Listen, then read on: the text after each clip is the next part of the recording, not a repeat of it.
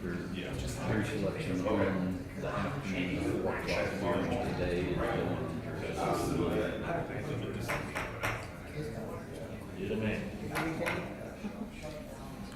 pretty sure it's going unfortunate press there, guys.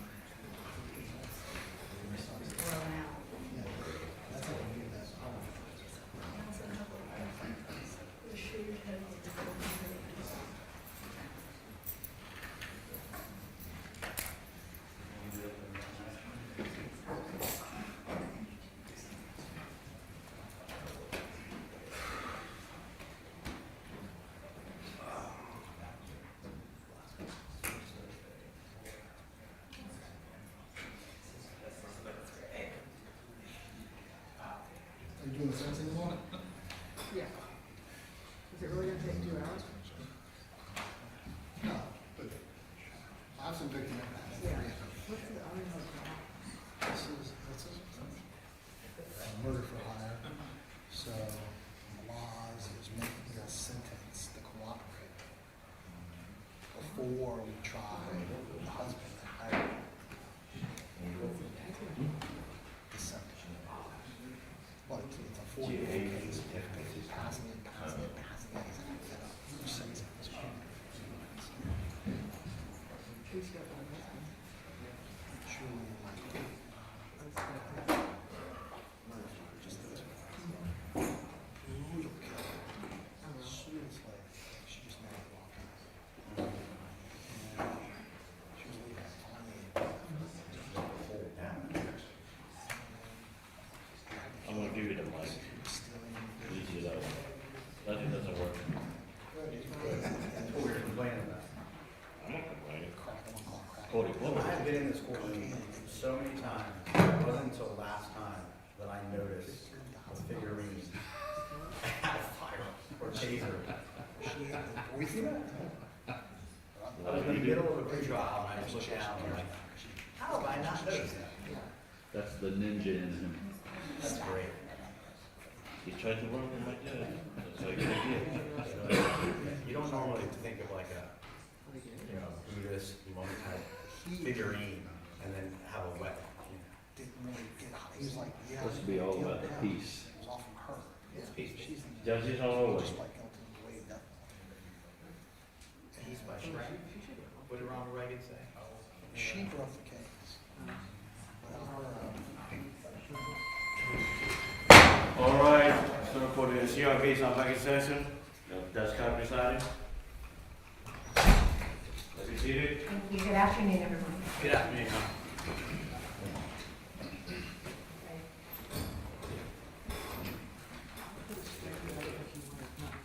Yes, thank you.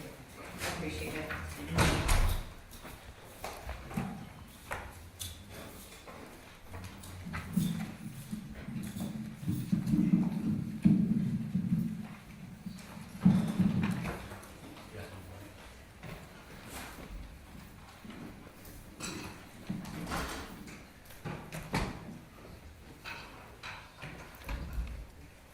Right.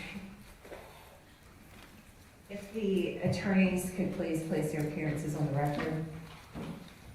Alan Mizrahi and Christina Stifler on behalf of the state of Florida and Lee Winghar. Good afternoon, Your Honor. My name is Jesse Dreiser. I represent Mr. Fernandez, who's present to my right. Good afternoon, Your Honor. James Hill on behalf of Mr. Fernandez. And we have Mr. Sassoni and Ms. Day as well, counsel. Right, thank you. Good afternoon, everyone. We're here on case number 13 on the court's calendar. We are on the motion. What docket line is it, Mr. Hathaway?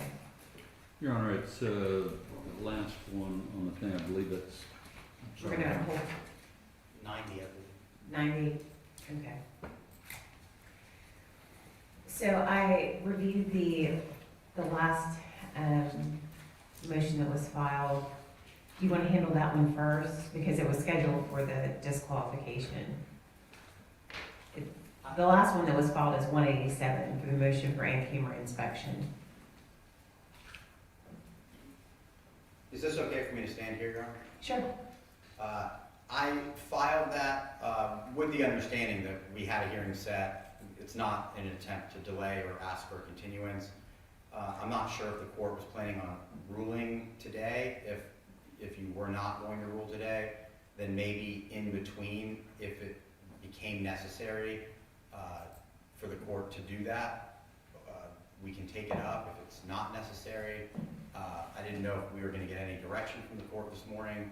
I'm okay kind of just moving forward and then addressing it either at the end or sometime tomorrow or something. Well, let me ask, did the state have a chance to read it? Yes, Your Honor. What's your position? We object to having the court review our personal cell phones without any legal basis. All right, let's take that one up then. So we're on the motion for in-camera inspection. I had some questions after reading it. So I'm going to paragraph 10. There are 4 cell phones.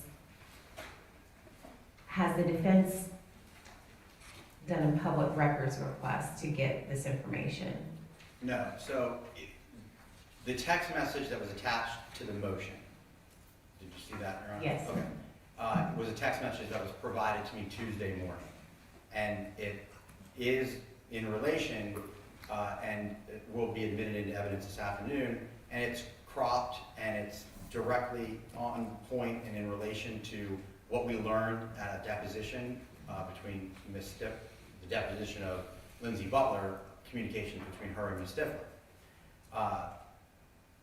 I am trying to be as non-intrusive as possible to that, but I don't know that there's not more communication above that or below that. We know that that communication says that Ms. reviewed it, Hutton reviewed it, I reviewed it, not privileged. So one of the prongs that we have to face here on this disqualification issue is not just what Ms. Stifler was in possession of, what Ms. Stifler plans on using, but what she discussed within the office.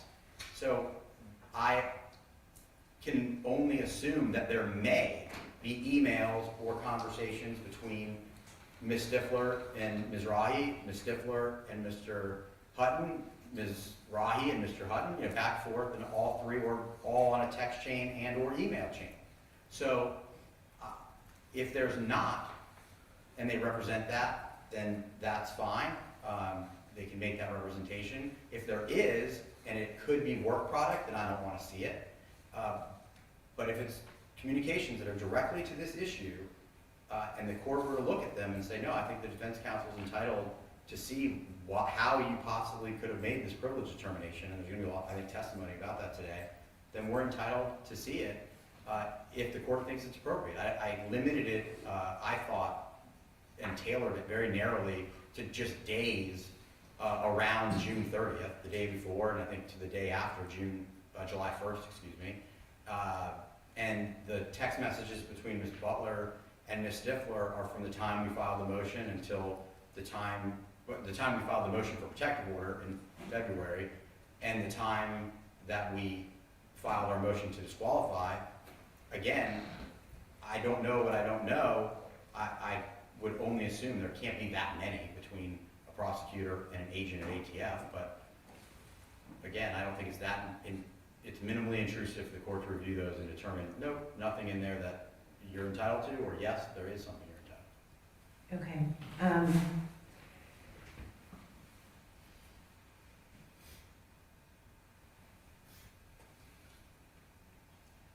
So the state is just having a blanket objection. You're not recognizing that there are public records potentially that are contained within your communications related to this case. Of course there are. They haven't made a public records request. They're asking for the court, absent a public record request, to look at information that we don't even know what's there. It's talking about sitting judges and going through their cell phones. We object to this completely. There is no indication there was any email or text messages between any of these people. There were the cited text that we voluntarily shared with defense counsel, which, by the way, was offered months ago to the defense, who then says, oh, we just got it last week, when they were offered it months ago. Complete misrepresentation, first of all. Second of all, there's no indication that there was any communication between anyone. The text message says, I asked them, and they said it's not privileged. If the court finds that the two items that are in dispute are not privileged, hey, it's inquiry. Doesn't matter what we talked about. If the court finds it's privileged, then maybe perhaps further knowledge of people within the city attorney's office is potentially discoverable. But certainly not at this point, and certainly not in the way that they've asked for. Okay, so I agree to that extent. I think that you need to do a public records request. And I think that after that, if there's an objection, they turn over something, and you believe that there's more, you want the court to review it, I will. Okay, I think that's the procedure. Yes, ma'am. Okay, all right, so let's move past that. I'm gonna hold what's been filed on docket 187 in advance, and then you can supplement as you see fit. If you decide to go forward with it, fine. If you don't, let me know. The court should deny it. And then if there's something in the public records request that we can litigate, then it can be refiled. This should be denied in the state's opinion. Okay, I'm not doing that. I believe that based on their exhibit, there is at least, it was never, that's why I asked the question. It wasn't clear. Like, if you look at the last paragraph, what defense is asking me to do is to review it. That is an appropriate avenue for me to resolve objectionable material. But the condition precedent hasn't taken place. There hasn't been a public records request, so I'm gonna hold it in advance. If they wanna go forward with it and they're not satisfied with the public records request, then I will go forward. And if it doesn't need to be reviewed, then it's moot in my mind, so.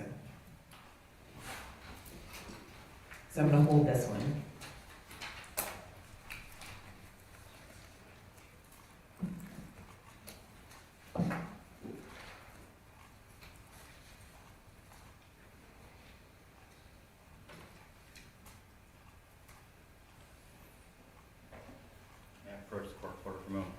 Yes.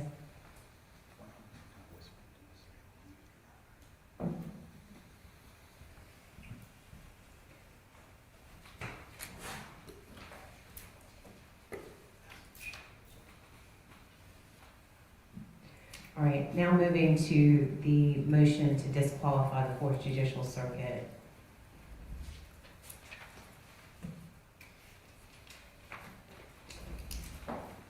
Mr. Dreiser, how would you like to proceed? We're just prepared to call our first witness. Okay. If I, just some housekeeping for the court. I have a moment. Your Honor, Yes. you want me over here, I assume? The witnesses will be. Sure.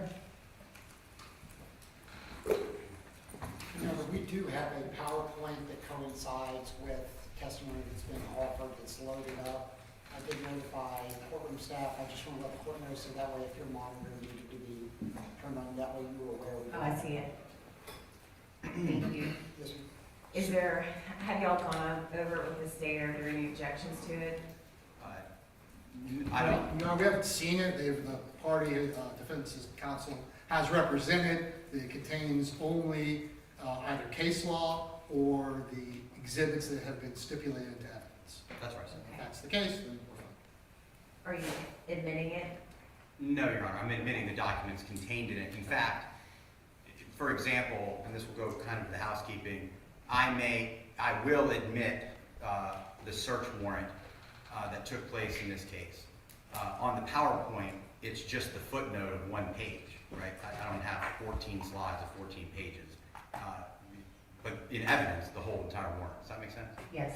Okay, so exhibits 1, 2, 3, 4, and 5 have already been admitted into evidence as docket line 163, 1, 2, 3, 4, and 5, and that's the material that we gave you, Your Honor. In regards to the transcript, both parties have agreed, and you're in possession of Agent Nazario's transcript and Agent Butler's transcript, and we would incorporate and make that part of this record.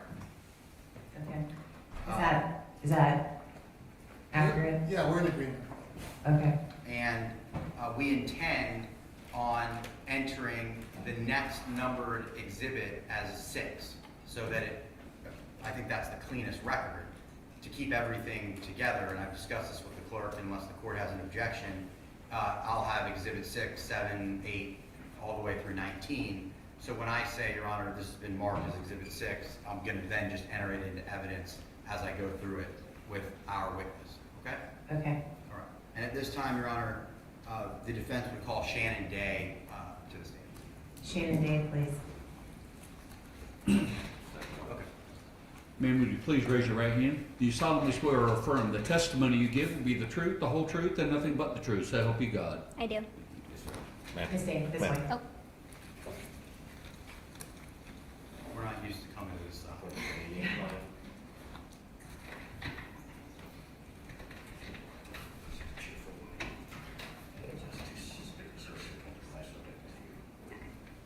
May we proceed, Your Honor? Yes, thank you. Ms. Day, would you introduce yourself? my name is Shannon Day. I'm an attorney at the Law Office of Tony Dreiser and Hill, and I have been working on Mr. Fernandez's case. And I know everyone in the courtroom knows this and it's obvious, but the Tony Dreiser and Hill is Frank Tissoni, Jesse Dreiser, and James Hill. Yes, And how long have you been working for our firm? almost 5 years. Are you Just a little bit closer. Thank you. Are you intimately aware of the details of the Fernandez investigation and case? Yes, When did Mr. Fernandez become a client of our firm? August 23rd, 2022. And how do you know that? I was present when he signed the contract. Okay. And when he signed the contract, is that an employment agreement? Yes, Meaning that's when he hired our firm to represent him? yes, And did he sign that contract? yes, And at that time, did he pay us a fee? yes. When Mr. Fernandez retained our office, even in that very first meeting, were there anybody else who was not a lawyer present during that meeting? No. Were you present during those meetings? Yes. And every time, and let me ask you this, Ms. Day, how did we communicate with Mr. Fernandez on that day and every day moving forward? In person, over the phone, text message, and email. And when we would communicate with Mr. Fernandez in person, did we ever have anybody else who was not a lawyer present for those meetings? No. When we would email Mr. Fernandez, did we ever include any non-lawyers or family members on those emails? No. And were the emails intended to be confidential and privileged? Yes. Were the emails titled as such? Yes. Okay. In these communications, did we conduct substantive conversations Yes. and discuss substantive issues? Yes. The emails that I'm referring to, in no way am I asking you to at all discuss, are those the same emails that we have furnished to Judge Foster and to Judge Kyle? Yes.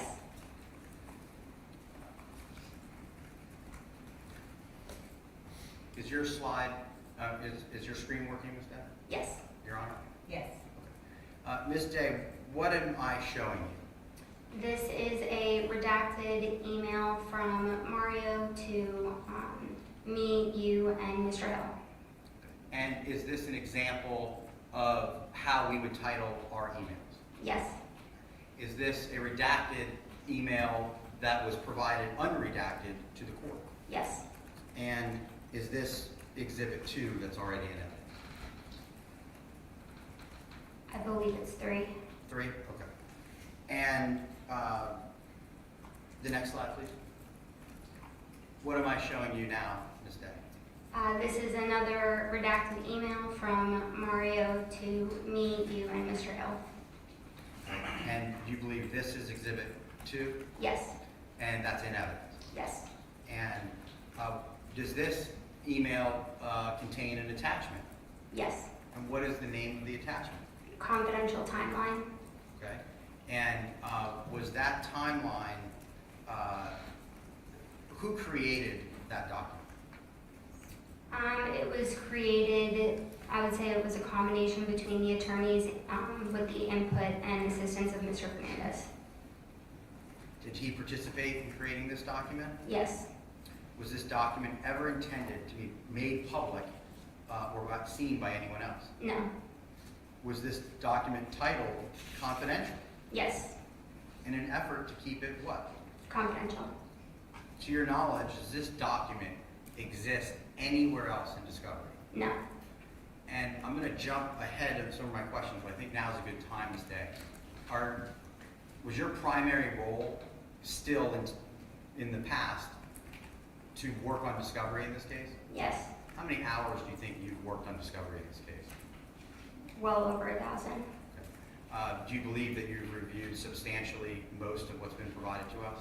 Yes. Okay. And does this exist, the document that we're specifically referring to, Exhibit 2, anywhere that you've seen other than in this email? No. And is this one of the documents that Lindsay Butler sent to Christina Stifel? Yes.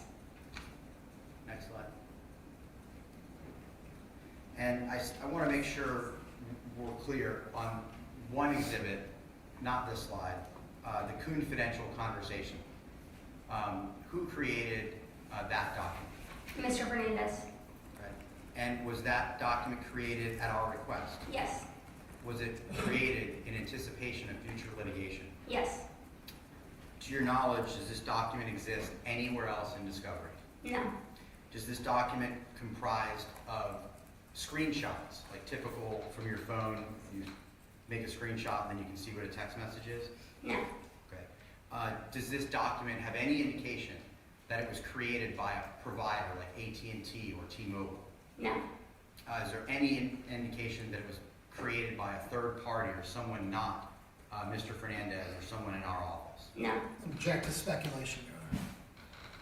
To be very clear, I'm asking, is there anything that you know on that document? I have no reason to believe Well, that. I'll overrule it, go ahead. I have no reason to believe the document was not created by Mr. Fernandez.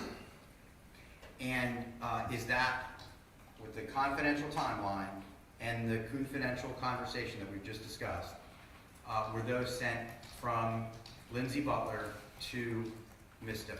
Yes, Have you been in court, specifically with the confidential conversation, where you've been made aware that they intend to use that document against Mr. Fernandez? yes. Okay.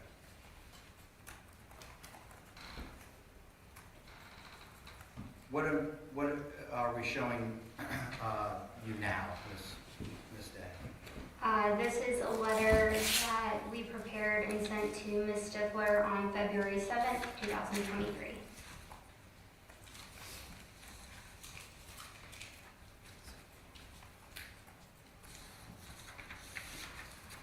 Was this email attached, was this letter attached to an email? Yes, I know it may seem obvious, but is that a scenario where we send Ms. Stifler an email and say, please see attached? yes,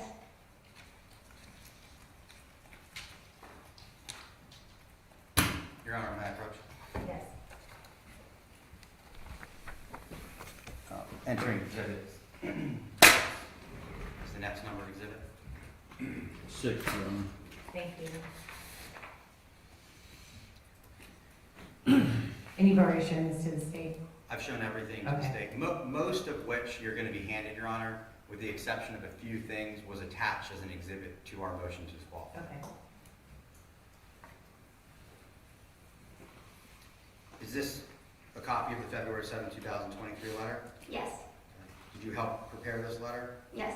And can you briefly tell the court what this letter was intended to do? I believe Mr. Fernandez's electronic devices were seized pursuant to a warrant on February 6th.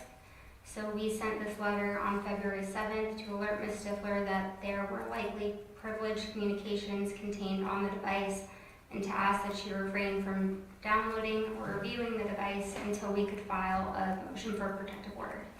Okay.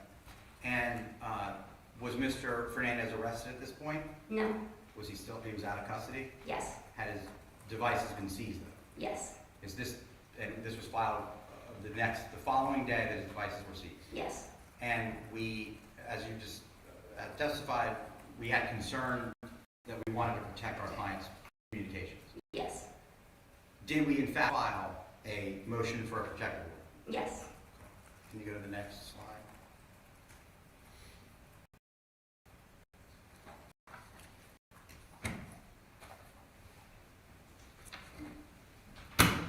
May I freely go between the podium? Yes. Yes. This will be entered in full as defense 7. When I say in full, meaning the slide may not have the entire, but the record will have the entire document. All right, thank you. Is this the motion that we asked the state to hold off on review because in fact, well, I'm sorry. Is this the motion that we prepared? Yes, Did it bring to the court's attention that we wanted to preserve our privilege? yes,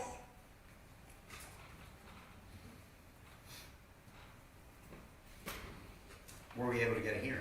yes. Next slide, please. What am I showing you now, Ms. Day? This is footnote 4 to the court's order regarding our motion for protective order, and I believe it's on page 2. And would you read this aloud? The state has agreed that any communications protected by the attorney-client privilege will be removed from the devices by a non-state third party prior to downloading. In this way, law enforcement officials will not be able to view content subject to the attorney-client privilege. Counsel for both sides are working together to identify sending and receiving phone numbers, email addresses, so that these attorney-client privilege communications may be removed. Accordingly, any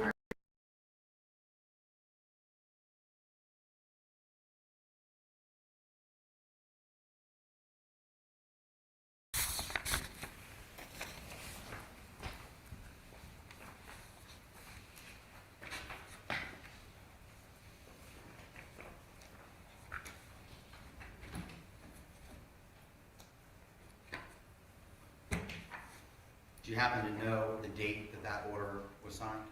February 23rd, 2023. Entering Exhibit 8, Your Honor.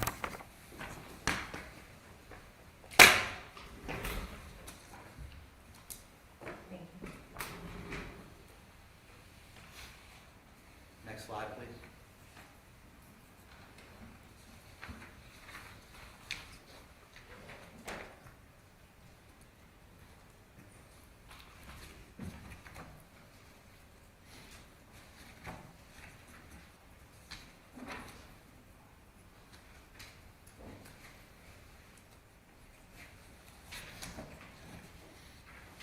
Ms. Day, what are we showing you now? This is a letter that we drafted and sent to Ms. Stifler on February 8th, 2023. And this would be Defense Exhibit 9, Your Honor. Thank you. And what was the intended purpose of this email with attached letter, Ms. Day? After filing our motion for protective order on February 7th, we sent this letter on February 8th in an abundance of caution to provide Ms. Stifler with the names and contact information of attorneys who we believed may have had privileged communications on Mr. Fernandez's device. Is my information on that email? Yes, Is my accurate email address on that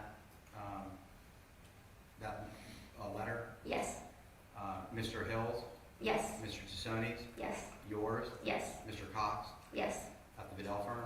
yes, And is that our firm emails? yes, When I was talking to you about various documents that the court has, exhibits, 1, 2, 3, and specifically 5, the remainder of all of the emails, are the email addresses that Mr. Fernandez used the same email addresses that we provided the state attorney's office? yes. How many times did we send this particular letter? We sent it twice. We sent it on February 8th, 2023, and then we sent it again on February 23rd following the court's order.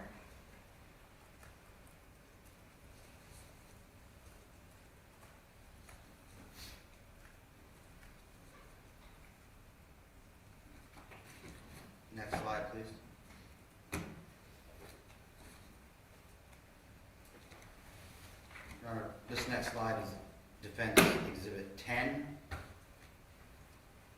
Ms. Day, would you tell the court what generally, is not on the screen, but what Exhibit 10 is? It is the search warrant for Mr. Fernandez's Google account.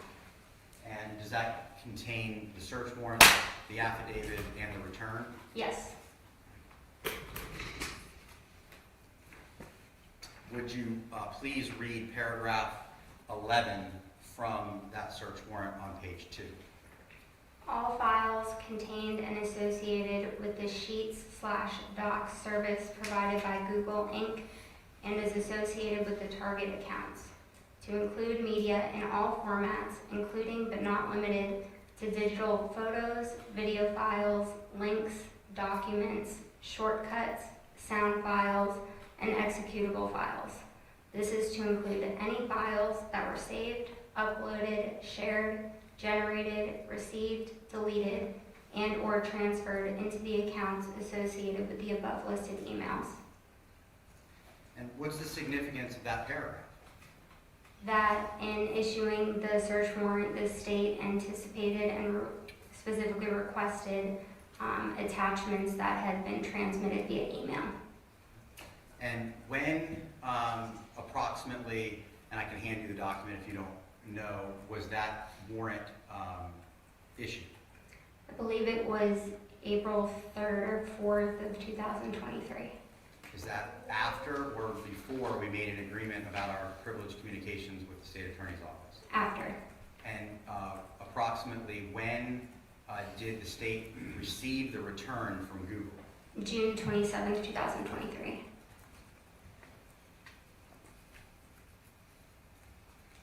Mr. Dreiser, On State's Exhibit 10, something's happened to the printing, so I'm asked that you replace the first page of the document, okay? I'll never remember that, so give me a moment to get it right Defense 10? Be defense. I'm sorry, Defense 10. It's from the printing, this text is coming off of it. now. Is it just the first page? Looks like it. Yes, ma'am, we'll have that done. Thank you.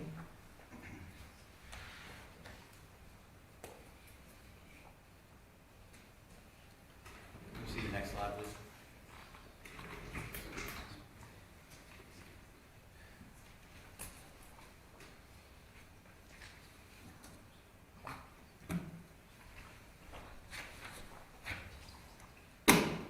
Ms. Day, what are you looking at now? This is an email that Angel Nazario sent Detective Johns and Detective Lamont on September 8th, 2023. Okay, and the email speaks for itself, but what was why am I asking you to discuss this email? Because Mr. Nazario returned the completed taint review of Mr. Fernandez's Google return to the detectives on that date. Defense 11, Your Honor. Thank you. And Ms. Day, some of this stuff we've talked about so much, but I just want the record to be clear. Who is Angel Nazario? He is a U.S. Secret Service agent that was assigned to complete the taint review in this case. Was he the only taint or filter agent assigned to this case? Yes. And we've mentioned the name Lindsay Butler. Who is Lindsay Butler? She is an ATF analyst who I believe did the review but was not a taint agent.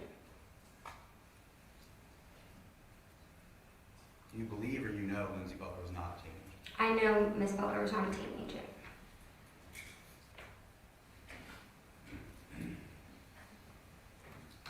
Next slide, please.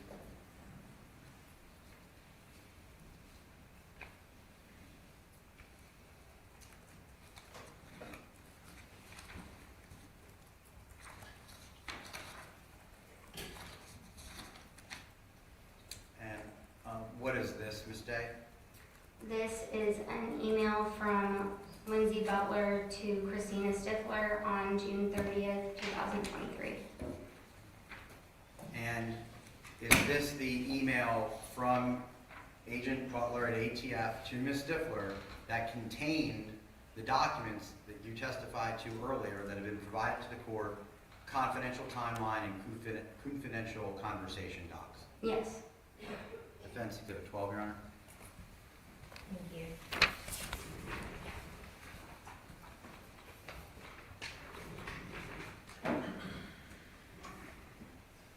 At the time that this email was generated, did our office know that Ms. Butler had sent Ms. Stifler this email? No. Was this provided to us in real time? No. The next slide, please. And what are we showing you now, Ms. Day? This is a text exchange between Christina Stifler and Lindsay Butler from June 30th. And in a time frame, when was this text message conversation in relation to the email in Defense Exhibit 12? This was approximately 45 minutes prior. This would be Defense Exhibit 13, Your Honor. Thank you.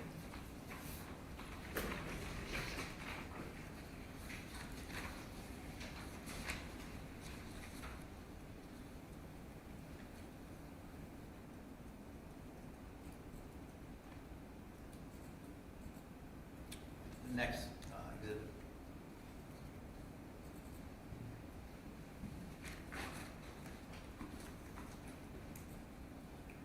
Ms. Day, what am I showing you now, which has been previously marked as Defendant's Exhibit 14 and will be entered into evidence? This is a letter that we sent to Ms. Stifler on September 27, 2023. Again, like many emails that we sent Ms. Stifler, was this attached as a PDF letter. Yes, So much like we allege the attachment in the emails were confidential and privileged, Mr. Fernandez, we communicated with the state attorney's office in the same fashion. Is that fair to say? yes, Can you read from that screen, Ms. Day? yes. Your Honor, Defense Exhibit 14, I'm turning over. Ms. Day, would you read that letter for the court, please? Dear Ms. Stifler, as you likely recall, we had a conversation outside of Judge Kite's courtroom this morning, dated April 27, 2023. During this conversation, you advised me that you were recently in possession of what you believe to be deleted and hidden text messages between my client and Henry Tenen prior to and post the homicide of Jared Bridegan. During this conversation, you mentioned that the file was titled Confidential. As always, I have appreciated the candid nature of our conversations. However, this particular piece of discovery that you are in possession of leaves me with some grave concern. The reason for my concern is not the content of the messages between Mr. Tenen and my client, but in the manner in which these messages may have been obtained. I'm concerned the way in which this discovery could have been obtained by law enforcement is by law enforcement intercepting privileged and confidential communications between my client and his attorneys.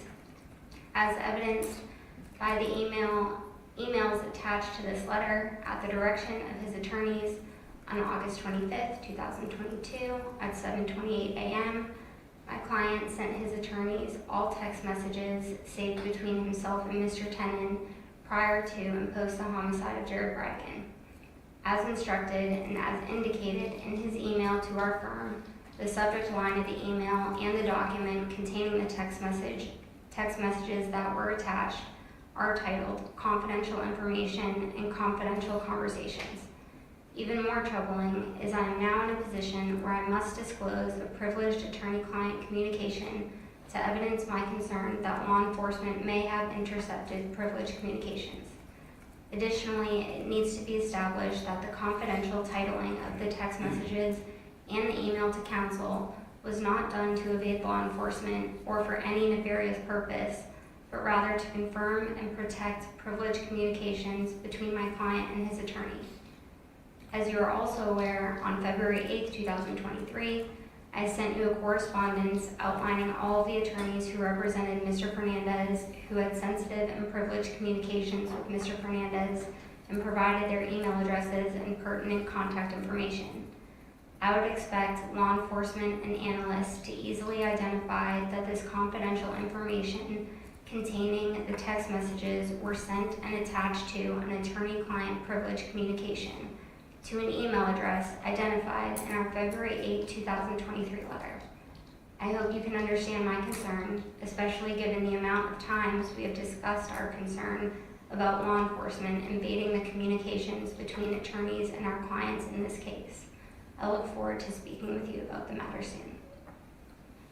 And a few things, I was referring to the letters that are now in evidence as evidenced by our providing the state our email addresses? Yes, Is that what I'm referring to? yes, And we now know that it was intercepted or sent to the state back in what date was that? June 30th.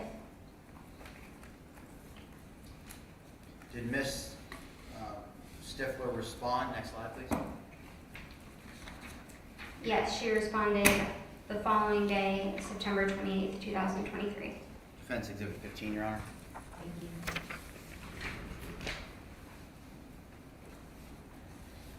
And that was a response via email?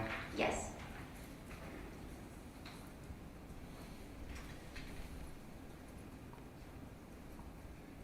In this case, is it fair to say there's an enormous amount of discovery? yes. Prior to next point, and can you just briefly tell the court what next point is? Next point is, I guess, a file sharing platform. I would maybe compare it to Dropbox. And is that a platform that the state chose and hired to try to arrange and organize this discovery? Yes. Prior to next point, how were we moving discovery back and forth between the state and the defense? External hard drives and flash drives. Were you, again, responsible at our office, along with myself and Mr. Hill, for trying to organize and gather this discovery? Yes. Did you have access to Next Point? Yes. Did I have access to Next Point? Yes. And Mr. Hill? Yes. And I'll get to some more others in a few. But all of the emails that are contained in Exhibit 5, unredacted and redacted, meaning that the clerk's screen has them redacted, the board has them unredacted, were all of those emails uploaded to Next Point? Yes. Did you upload them to Next Point? No. Can you upload anything to Next Point? No.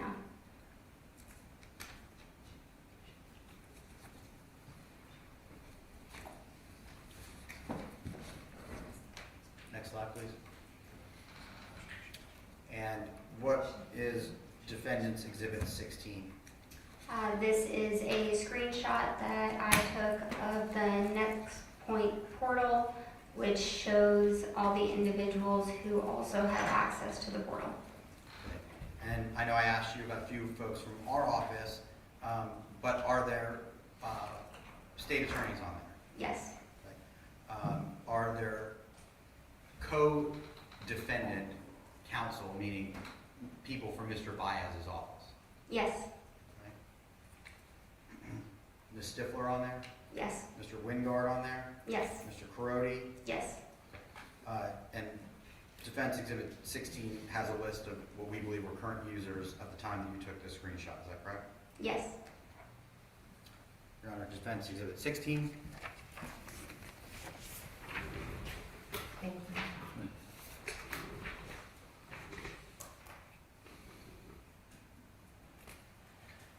When you found that our emails were uploaded to NextPoint, did you have to use any special software to view them? No. What would you do? It would show up as if it were a list of links by subject line, and you would just click on one and the email would open in I think either a pop-up window or a side pane. Did you have to unzip anything? No. Did you have to have any special software? No. Next slide, please.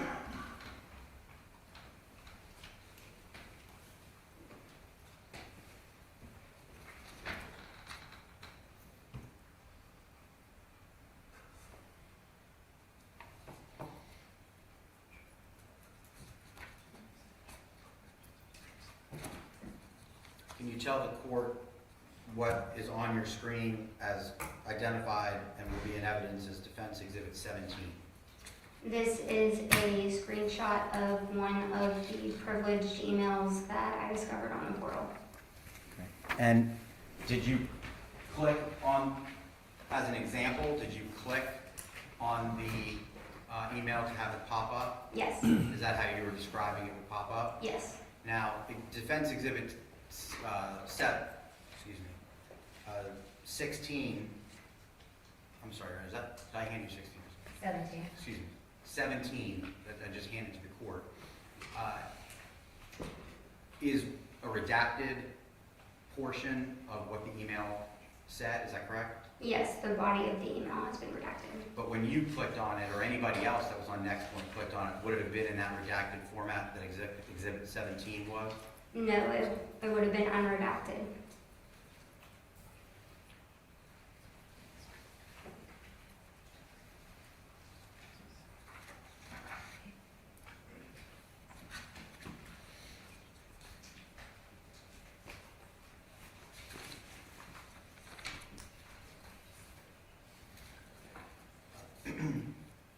Next slide, please. Can you tell the court what is on your screen? And I will say for the record is labeled as Defense Exhibit 18. This is a screenshot I took from the Next Point portal, which shows Michelle Medina exported all of Mario's emails, which included our privileged emails. Who is Michelle Medina? She is an employee of Jose Baez's firm who represents Ms. Gardner. Someone from Co-Defendant Counsel's office? Yes.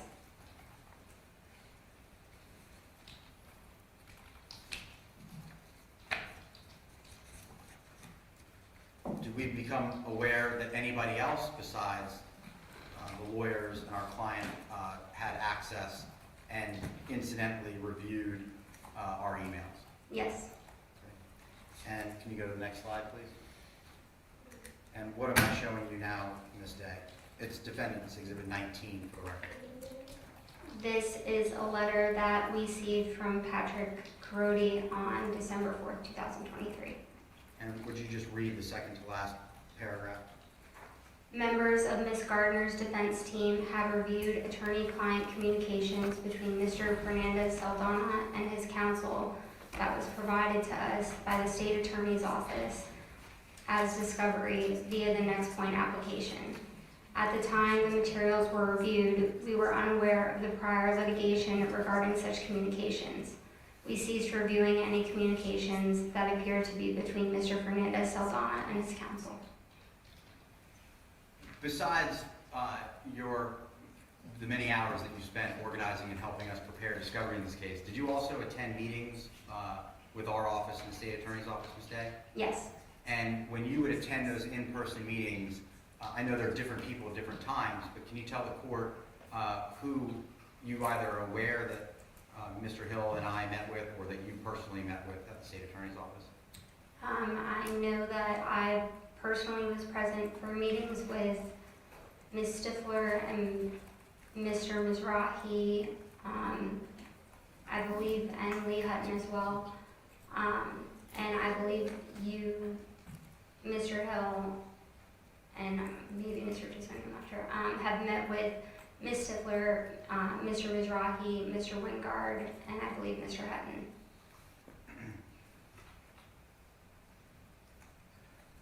Besides the upload to Next Point of all of our emails, okay, taking that aside, did Detective Johns and did Agent Butler have access to our emails outside of Next Point? Yes. And starting with Detective Johns, when we filed our motion to disqualify the state attorney's office, the night before we filed it, did we send a courtesy copy to the state attorney's office to say, we intend on filing this and we wanted you to have, a chance to review it before it hit the airwaves?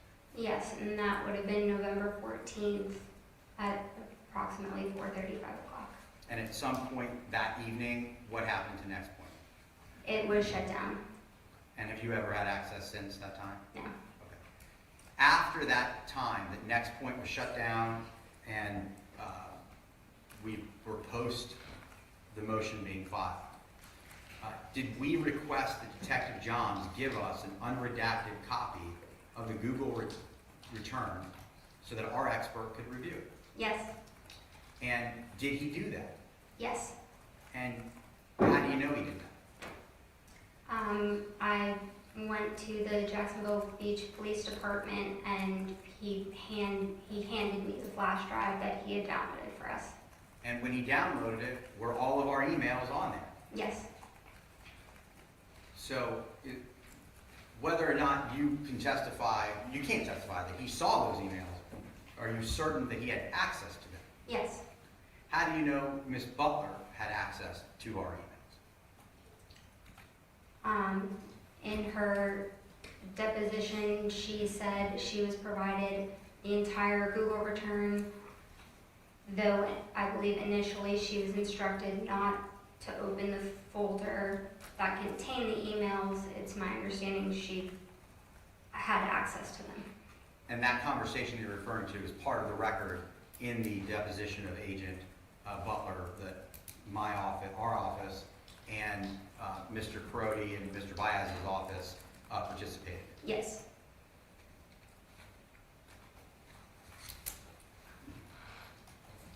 I have one moment, the clerk round. Yes. Did I get 1 through 19? You did. No missing, okay.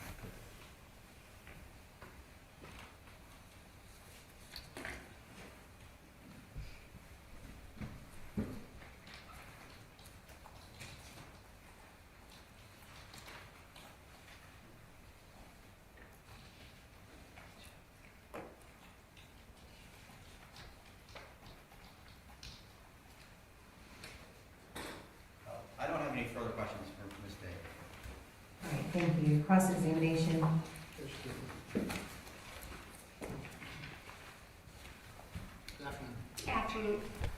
So obviously, protecting attorney-client privilege is taught in law school 101 if you're representing clients, correct? Yes. It's very important to you, Yes. entire firm, correct? I don't think just our firm, but yes, it is very important. Very important. And so you have testified that other people had access to these emails. Yes. Do you know who Sundar Pichai is? P-I-C-H-A-I. No.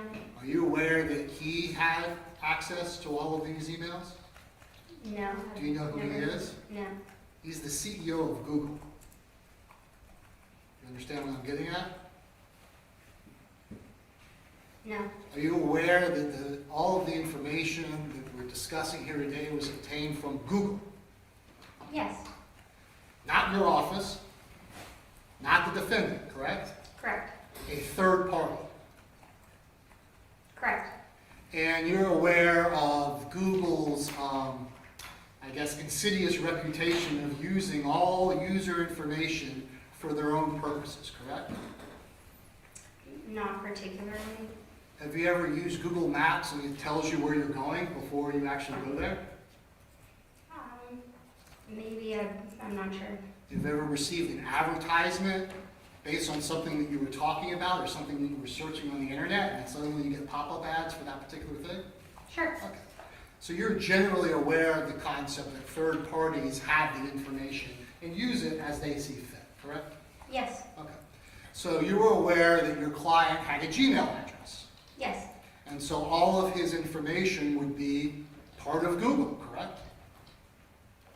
I suppose. Yeah. And certainly you, in your experience and in the vast experience of your firm, would know that law enforcement agencies serve search warrants on Google to obtain communications between your clients and other co-defendants or things like that, correct? Mm-hmm. So yes. Yes. Sorry. And so certainly that's something that you knew and could have tried to prevent by using encrypted things to communicate with your client over the interwebs, correct? I suppose that's a possibility. Well, when you meet with your client, you make sure that no one else is in the room. That was one of the first questions that was asked, right? Yes. But when you communicate with your client, you use Google. Sometimes. And sometimes certainly you're aware generally that you could use a more secure way to communicate with your client, correct? I thought our emails were secure. Okay, but you agree that you're aware of more secure lines of communications that are encrypted, things like that. I have never personally used them more encrypted. We have never had issues with our emails like we have in this case. Okay, like WhatsApp, I think, is encrypted. You've ever heard of that before? I've heard of it, I've never used it. So, you would agree that the two different items that, and you've reviewed everything, that the state of Florida has actually looked at were not emails, but actual just documents, correct? They were documents attached to emails. But the form in which the state of Florida had them, they were not attached to documents, correct? I understand they may have been attached to documents, but the form that we reviewed them at, they were not. When you reviewed them upon being provided by Lindsay Butler? Yes, they were just, or both, from Lindsay Butler, I mean, I don't know, you took her deposition, so you know. Lindsay Butler did not click on an email and then take an attachment and send it to us, correct? Correct, that's not how the Google returns come. Right. It came just as a document, correct? Correct, And it was labeled either confidential or confidential, correct? correct, It wasn't labeled attorney-client privilege and had none of your names on it or anything like that, correct? the email that they were attached to did. Correct, but we didn't know about that email. Not the way it was sent to you, correct? There would be no way for us to know the email unless we were searching the emails. Or unless Nazario did the tape review. Yeah. Well, we talk about tape review. You would agree that tape review in your training and experience is generally done when agents are actually looking at the communications themselves to determine whether or not those communications contain privileged information. Is that fair? Sure. And in this, what happened in this particular case is the communications weren't even reviewed. They were immediately dumped into albeit unlabeled, into a different folder. So they were never actually even reviewed. If they had attorney name on it, they were sent to a different file. Correct? The way the Google return works is all attachments to emails are separated from the email folder and are put in their own document folder. Right. So, correct, there is no way that you could associate a document with an email absent looking at both folders. And in all of the communications that your firm did with the state of Florida, there was no alerting before the fact that anything that is labeled either confidential or confidential is actually an attorney-client privilege. Correct? I don't know that I understand the question. Well, I guess I'll try this. You alerted the state of Florida as to all the names, phone numbers, and emails, correct? Yes, And you could have alerted the state of Florida that you told your client to label attorney-client privilege attachments as confidential or confidential. And that we should be on the lookout for any documents that said confidential or confidential, correct? But you didn't. we informed the state that there were emails, those documents were contained in emails. You informed after the fact about them, once we told you about them. But before the fact, you could have told the state of Florida, let me ask you this way. Did you know at the time that you asked the state, when you gave the names and the emails and the numbers, that attachments would be saved in a different form on Google? No, Okay. But certainly, you could have informed the state that your client was sending attachments and labeled confidential or confidential, and we should be on the lookout for those. had we known the state was going to review email attachments before sending it through the team, we absolutely would have researched every attachment title, and we would have provided that. I understand your testimony that these documents were emailed, but the state did not review email attachments. To be very clear about that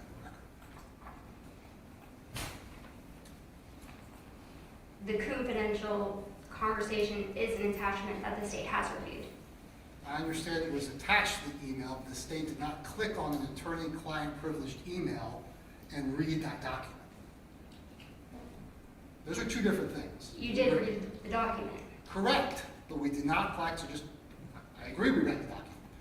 We did not click on an email addressed to an attorney or vice versa that had an attachment, correct?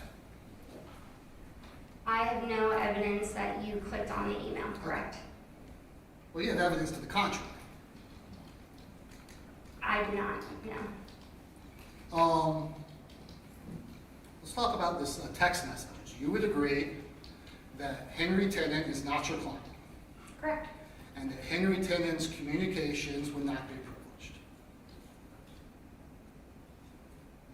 with your client. Correct. Okay.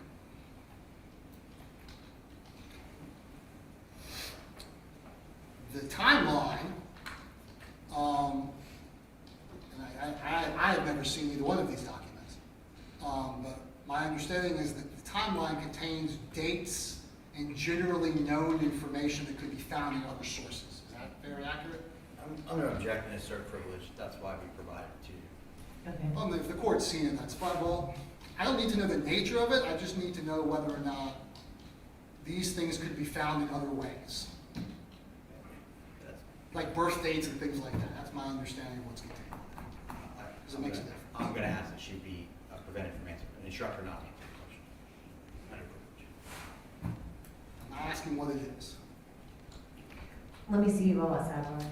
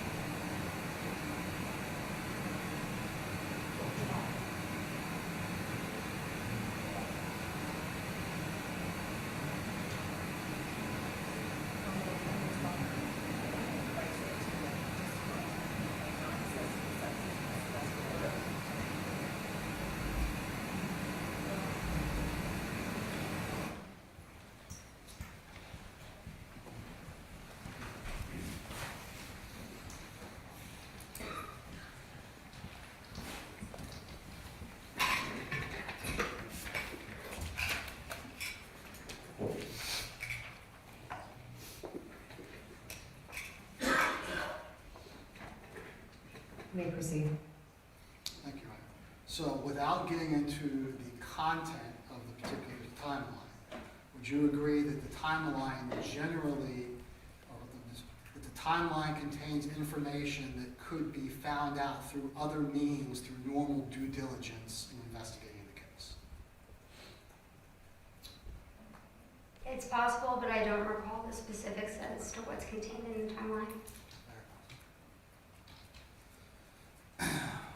The,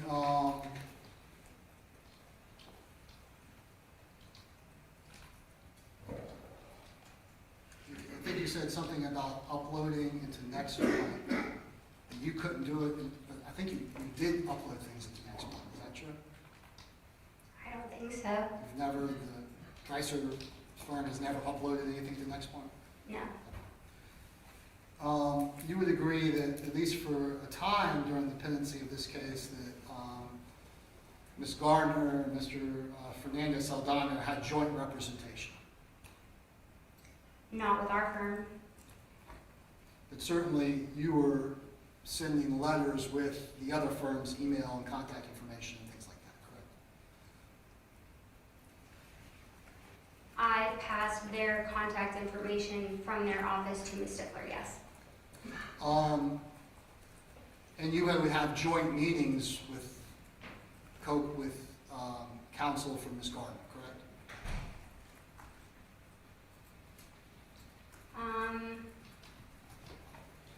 I don't know that I would say that. There was never a discussion of joint trial strategy or things like that, how to handle what's going on? I don't believe so. If you don't know, it's I fine. don't know. That may be something that someone else in the firm. Yeah, possible. In your motion, with regard to the disqualification of our office, asked for NextPoint to be shut down, correct? Yes. So that's, I want to make sure that was why it was shut down so quickly. Yes. Okay. As you sit here, and I think you said 1,000 hours, wow, that's a lot of time. As you sit there now, do you possess any evidence whatsoever that the state of Florida looked through the emails that were improperly labeled that were uploaded to NextPoint? Aside from the attachments, Aside from the timeline and the text messages that we referred to that we had admitted. I do not personally have any evidence of that, no. And your research has not led to it. No. One moment, Your Honor. Yes. That's it. That's all the questions. Any redirects? Would you please transfer? Just a few things today. The text messages, you testified that text messages between perhaps Mario Fernandez and Henry Tennant may not be privileged, is that right? They may not be. In this case, do you believe that they are privileged? Objection, Your Honor. Grounds? Speculation goes to the heart of the matter. Belief is not what's relevant.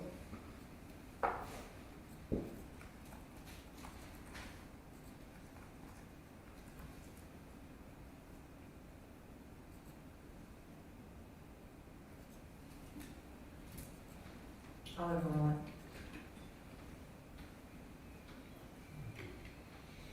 In this case, Ms. Day, were the text message in the limited, I'm very specifically, in the limited capacity that they existed in that attachment, did our office consider them privileged? No. I'm asking you, in the capacity? Yeah. Yes. Sorry, I misunderstood your question. Yes, we did consider them privileged. And are you personally aware who created that document? Yes, Mario did. And if the state had those messages downloaded from Mr. Fernandez's phone between Mr. Fernandez and Mr. Tennant, then would those messages be privileged? No. Do they exist anywhere else in this case besides the attachment? No. And who created the attachment? Mario. You testified and the state asked you about the difference between the email and the attachment. Do you understand what I'm asking you? Yes. Okay. in a vacuum is what the state is saying they saw this attachment. Is that how you understand it? Yes. I went through a litany of documents and timeline with you. Could have our office acted any faster in trying to preserve any communication that we had with our client, in your opinion? No, I don't think we could have done anything more or faster. When did Agent Nazario get assigned to be the filter agent? I believe it was February 27, 2023. Had he even started on the Google return that contained those attachments in July or June 30th when those emails were sent to the state? No, I believe he started August 21st of 2003, which would have been months later. And Mr. Mizrahi said to you, in your understanding of the taint procedure, he gave you the credibility that you know something about it. My question to you now is, was Agent Nazario going to just look at emails, or was he going to cross-reference the documents folder with the email folder? He testified at deposition that if he had found an email with an attachment, he would have cross-referenced the other folders to remove the attachment from those folders as well. Can you see your screen? Yes, Is this a part of a deposition transcript that we took and is part of the record in this case? yes, Between our office and Mr. Baez's office and Agent Nazario? yes, Okay, can you read the top paragraph? yes. Question, and if in fact the attachments existed somewhere else besides the email, is that where your job would have required what we talked about in the beginning of the deposition, which is a little bit of cross-referencing to filter out from the device itself where it's being stored, that you may have to remove that as well? Answer. Part of my search parameters did include the locations within the parse data to include any images, any documents, anything that was stored elsewhere. So say, for example, I found a privileged communication that did have an attachment. I would then try to locate those attachments within the other locations of the parse data to then have those tagged as well and removed. Did Agent Nazario even have the chance to do his work before Lindsay Butler sent those two attachments to the state of Florida? No. Lastly, Mr. Mizrahi asked you why we provided Hank Cox at the Bedell firm's email in our correspondence to Mr. Fernandez, to the state of Florida, in the exhibits of the letters of our contact information. Yes. Do you recall that answer Yes. and that question? Yes. Okay. At some point in time prior to our representation, did Hank Cox have possible communications with Mr. Fernandez? Yes. And were we trying to protect any communications that Mr. Fernandez had with any lawyer that he may have retained? Yes. No further questions. May this witness be excused? Your Honor, may I ask a recross based on something that was just asked? Is something new? Yes.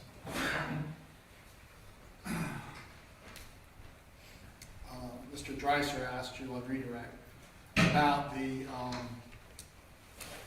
in your opinion, whether or not the text messages between Henry Tennant and the defendant were privileged in this context, correct? Yes. And you said in your opinion they weren't, correct? Yes. And you would agree that at that point, when these text messages were sent to your office, that the defendant knew that he was being investigated for a criminal crime, correct? I'm Well, going take to your object office. to privilege. You can only know that if you knew what Mr. Fernandez had told his lawyer. I'm not getting into the substance, Your Honor. He retained counsel. That's why we're here. It's bootstrapping substance. If you know the answer to that question, you knew it because of what Mr. Fernandez perhaps told Ms. Day, myself, or Mr. Hill, or Mr. Stone. Let me look back at the question, okay?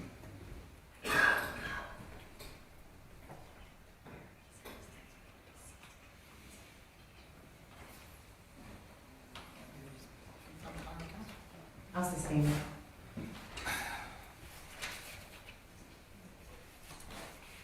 See if I can rephrase it. testified on direct examination that you were hired as Mr.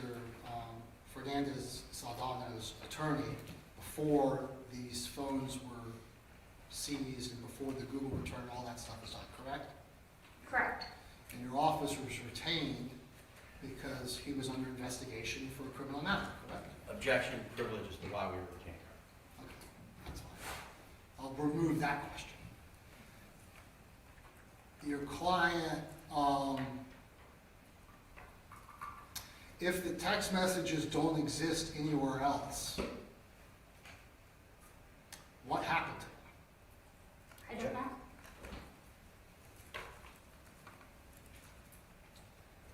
Would you agree, because you've given opinions about things, would you agree that the deletion of communications between your client and a potential co-defendant could amount to tampering with evidence? I'm going to object. It's argumentative. It's asking her to draw a legal conclusion, and quite frankly, it's asking the lawyer of a client to potentially incriminate him in a new crime. Well, Your Honor, the reason I asked that is because I didn't ask it on my original cross-examination. Defense counsel got up here and asked this witness about whether, in her opinion, this was privileged communications. Okay, He so what opened- does this question have to do with anything? Because I'm trying to show that it's not privileged communications. I'm trying to show that this was evidence in the case that suddenly doesn't become privileged because they email it and he deletes it. That's what we're trying to show. And that's my point. I'd like her to answer that question. There's no evidence that it existed besides that document. Mr. Drive, hold on. Just move on. I think you can make those arguments without asking that question. I think it's dangerous territory. Very good. No further questions. May the witness be excused? Yes, ma'am. All right, I'm gonna take a 2-minute recess.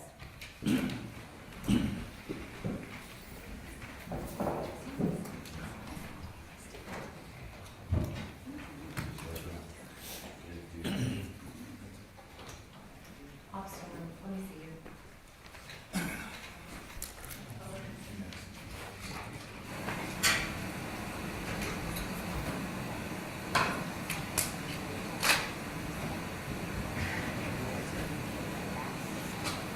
You're back.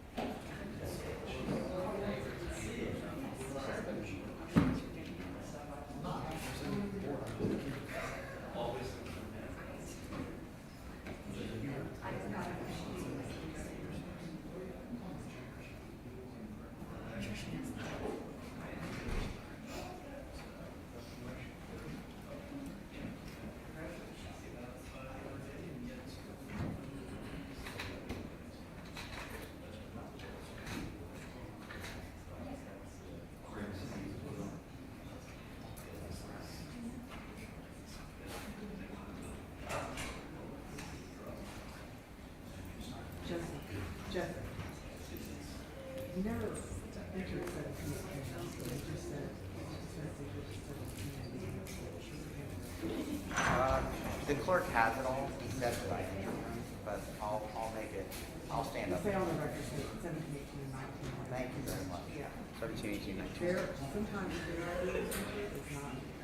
Yeah, what happened, I thought what I was doing is, and then my question, I said to him, and this is 17, but I'll make it 17, 18, 19.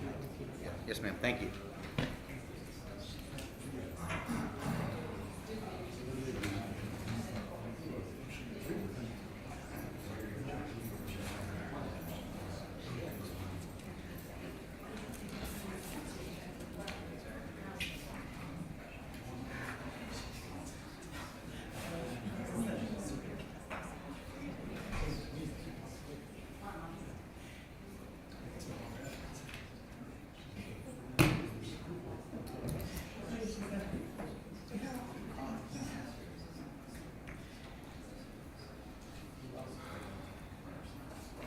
Well, the first thing is with the, I think the Google Docs, not the first thing with the Google Docs.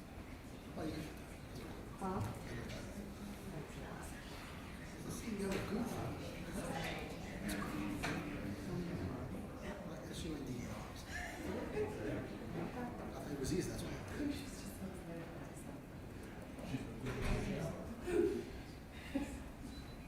What'd your son, what'd your son say?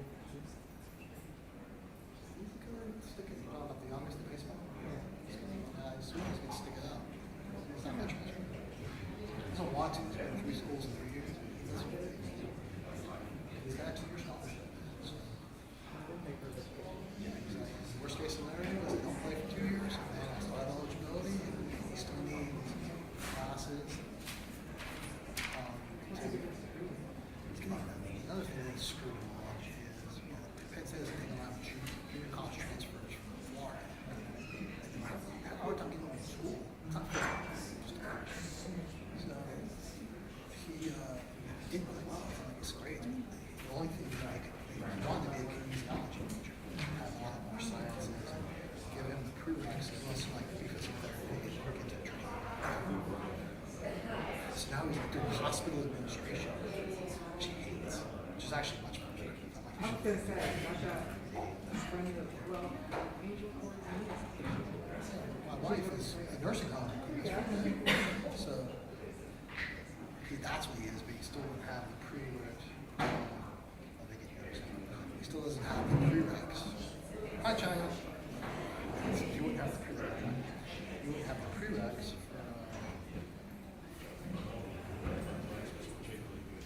for physical therapy school. So he still doesn't have. He still has school. So he's like, he's not gonna. He can graduate.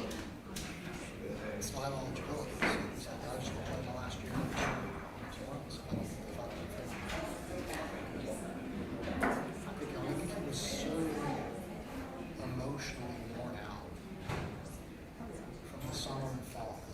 He didn't know he was going to school for the summer. He thought his baseball career was over. He had invested a lot in because he wasn't going to leave. And it all just happened. And he went up to the brand huge school. He actually had to go to class. So he had to go to school. And it was 1,000 miles away. You know, and so he struggled the first semester. So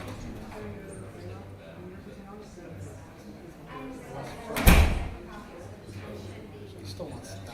He still, as he should, has the illusion that he's going to play pro ball. He wants to play. He wants to play as long as he can. So if it's going to be in school, he wants to play. If it's, I think now he's recognizing, which I told him, you have to learn things now.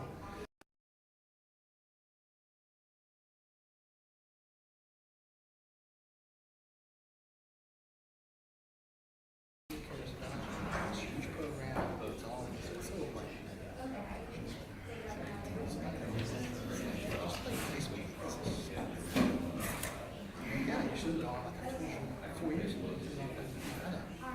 I said hi to China. I'm talking about baseball. I said hi to China. And so, what's wrong? And I'm like, yeah, that's what you wanted. Like this. He was like, yeah, I'm still like the Michigan game to see my face. Here we are, like Michigan. And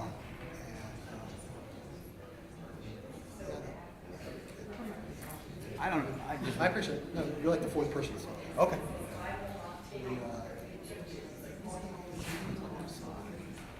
Face up on the screen. Have a brand.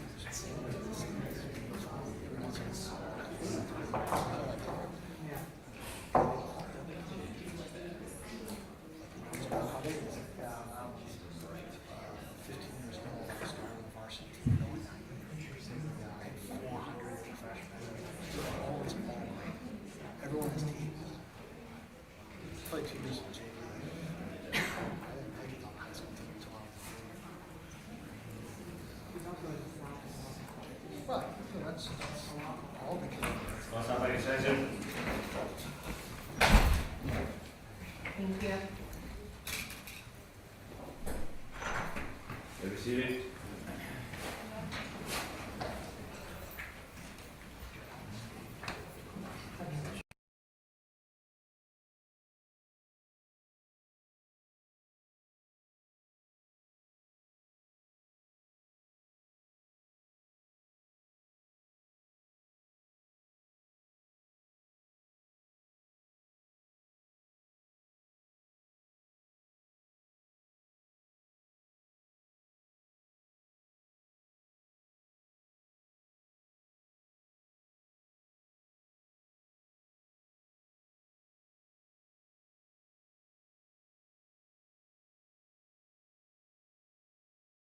No, it doesn't have to be done right now.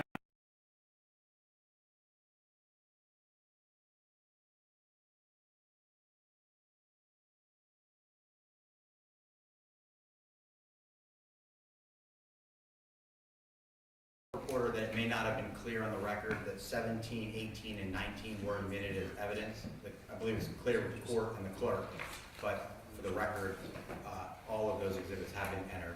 Yeah, so from Ms. Day's testimony, in addition to what has been previously admitted, just to make sure, exhibits 6 through 19 were admitted into evidence. And with that, we don't have any further witnesses. Okay. Mr. Mizrahi? Yeah, we'll call Ms. Stifler. Ms. Stepler? Ma'am, if you would, raise your right hand. Do you solemnly swear or affirm the testimony you give will be the truth, the whole truth, and nothing but the truth? So help you God. I do. Thank you.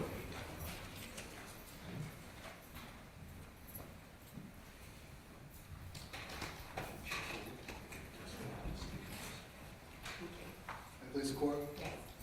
State your name for the record. Christina Stifler. And you are the lead prosecutor in the state of Florida versus Mario Fernandez Saldana. Yes, I am. I want to turn your attention to the investigation of the case when you received information from defense counsel about potential privilege. Okay. What steps did you take to make sure that the state of Florida was not in possession of attorney-client privilege? When I received Mr. Dreiser's motion, I immediately called the contact we had with Next Point, advised him that there had been some attorney-client communications uploaded to the site, and this was after hours, immediately shut down access of all users and all Next Point staff to all of the information on the platform. I then, the next day, called Mr. Carodi on my phone and advised him of this issue and asked him to not review or to return any information they may have downloaded. I also emailed Ms. Michelle Medina with the bias firm, spoke with her, advised her of the situation, and also asked her to stop reviewing and or return all information that they had downloaded from Next Point. And have you subsequently gone back and asked the Jacksonville Sheriff's Office to do examinations about whether or not these items were accessed? Of the Google Drive that's at issue in this hearing, Mr. Fernandez Saldana's, I had a computer forensics expert with the Computer Forensics Investigation Unit with the Jacksonville Sheriff's Office do a forensic examination of the flash drive that contained the return from Google that came directly to Detective Johns, specifically the folders labeled email and email attachments. and Detective Ostertag with the Jacksonville Sheriff's Office was able to verify that those particular folders had never been unzipped, opened, or accessed, at least from the examination he was able to do on that flash drive in Detective John's computer. And we have introduced that as State's Exhibit 1 for the purposes of this hearing by stipulation. Thank you. It'll be received as State's Exhibit 1. So we heard, you were able to hear on direct examination, has anyone in law enforcement or the state attorney's office accessed emails, actually viewed the conversations between defense counsel and their client? No. And what was the intent of, let me go back for a second, what was the intent of the investigation into Mario Saldana's cell phones? What was the purpose of seizing those and searching? During our investigation, it became known to us that the defendant, Mr. Fernandez Saldana, was communicating with the individual who later confessed to shooting and killing Jared Bridegan, Henry Tenen, leading up to the homicide on February 16, 2022. Afterwards, for multiple months, with a flurry of activity at what I would call significant investigative points in our investigation, up until Mr. Tenen's arrest on unrelated charges on August 18th of 2022. We also became aware through a previous Google return search warrant prior to the one at issue in this hearing that Mr. Fernandez Saldana had deleted a large amount of data on his phone and in his Google account at those points that I would call significant investigative points. Specifically, when he was going to speak to investigators with the Jacksonville Beach Police Department in March and April of 2022 after the homicide, he deleted, I would say, approximately 500 times more the amounts of deletions he would normally do. I'm gonna object to relevance, Your Honor. We didn't file a motion to suppress the seizing of the devices. They seized the devices. It's only a limited issue as to the attorney-client privileges on those devices. So what he did, What are the grounds? relevant.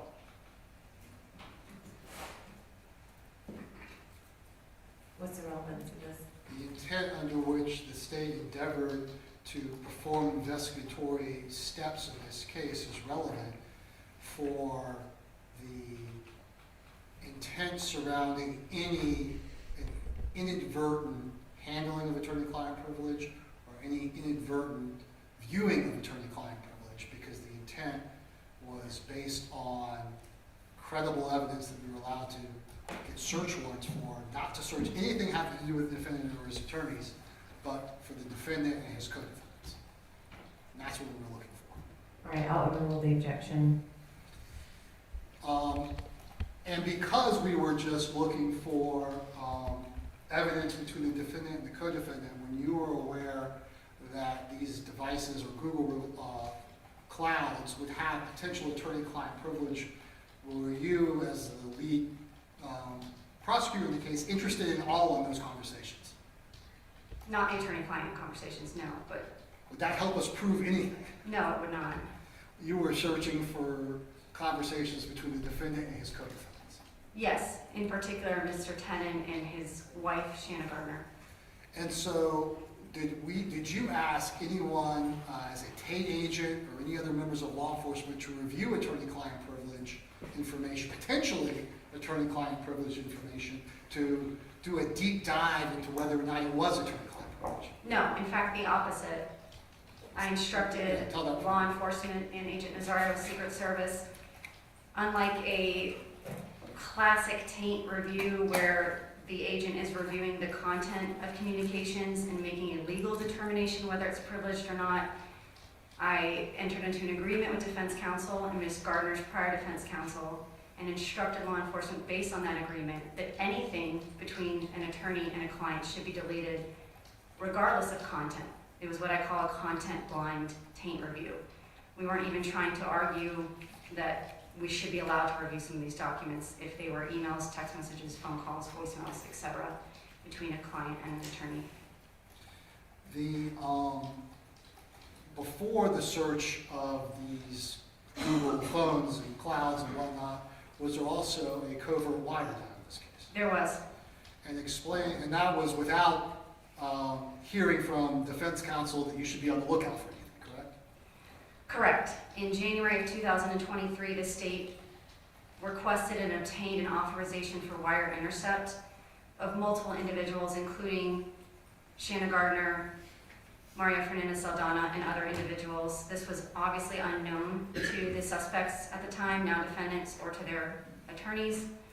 And we took steps during that to protect attorney-client privilege as well. And you did that on your own, Yes, because you didn't want to hear anything about them talking to their lawyers. correct. We encrypted every incoming text message or iMessage and only decrypted once we had confirmed they were not coming from a client, attorney phone number, attorney email address, and we did not monitor or otherwise intercept any phone calls between the defendants and their attorneys during the wire intercept. And we triggered the communication between these individuals by leaking information that an arrest was forthcoming. So there was activity between the defendants and their attorneys, and we purposefully, in good faith, did not seek to intercept or review any of those communications. With regard to the two documents that were in question, was there ever an indication that these documents were part of an attachment? No, And in fact, the opposite, that these were just saved documents. correct. Ms. Butler, in her deposition and in my conversations with her, advised as to how she found these documents, which was part of our conversation leading up to my determination she could review them. I'm not an expert, but she certainly has a lot of experience with digital evidence. When you receive a Google return, everything is separated into folders for organization. The folder in which this was found was a Google Drive folder. There are folders for emails, and there's in fact a separate folder for email attachments. At this point in my testimony, I've learned that nobody accessed either of those folders. They were zipped shut, never unzipped, and in fact, had they even been unzipped, the way the data is received and stored, you have to take affirmative steps of using particular software to read those documents. Otherwise, if you just double click on it, it's zeros and ones and scrambled letters. So law enforcement specifically did not review the email attachment folder or the email folders in any of the Google returns that we received from any of our search warrants for any of the defendants. And the Google Drive would just be saved documents that were uploaded to the cloud. The Google Drive contains a number of things. It could contain documents, it could contain photographs, videos.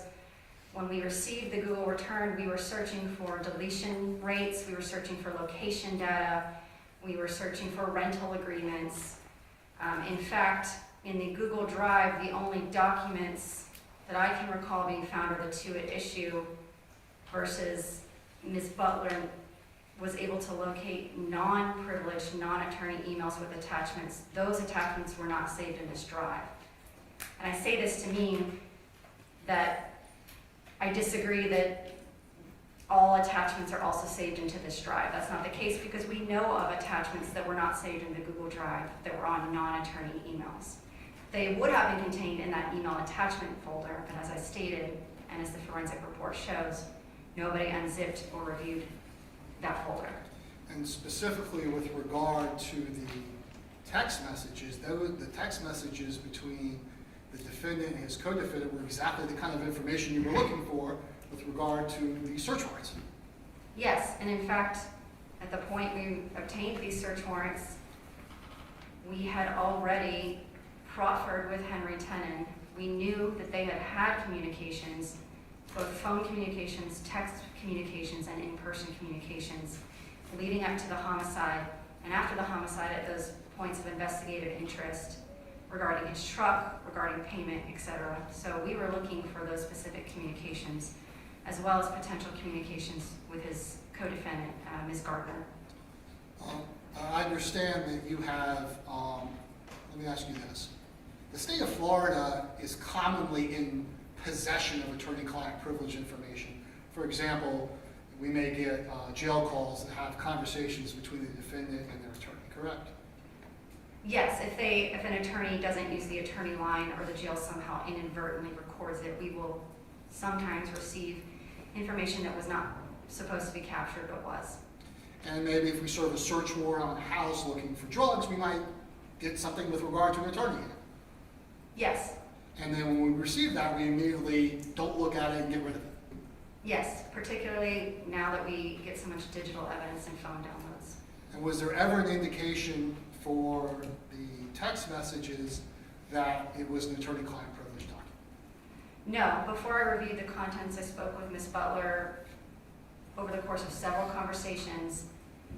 The document itself was not labeled attorney-client privilege. It was not on letterhead, like the PowerPoint that Mr. Dreiser showed. It did not contain any of the names, email addresses, or phone numbers associated with Dreiser Hill.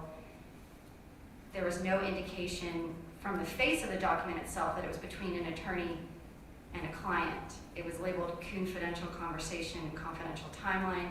The date of creation was significant to me because I believed it could be related to the arrest of Henry Tennant.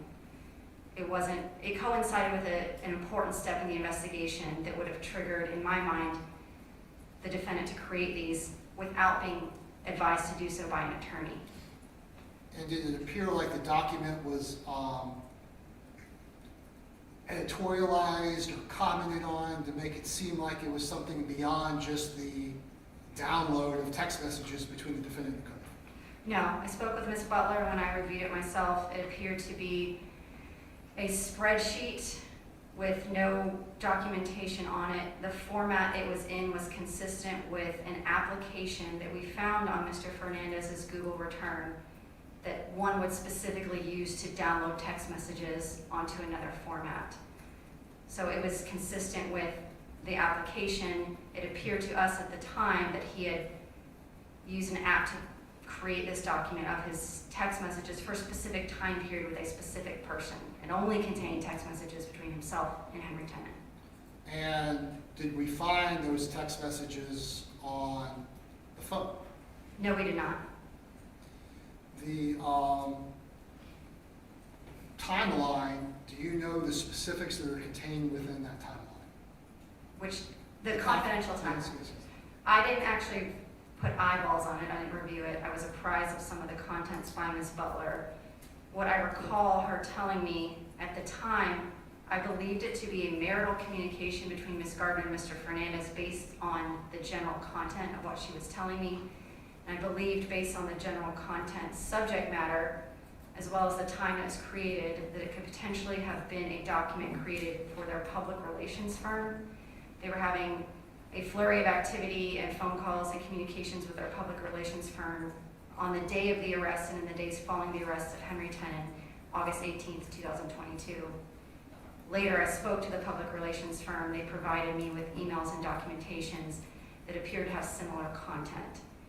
So Mr. Dreiser has since let me know that it is work product. At the time I viewed it, I believed it to be either a communication between Ms. Gardner and Mr. Fernandez for their public relations firm or for between the two of them.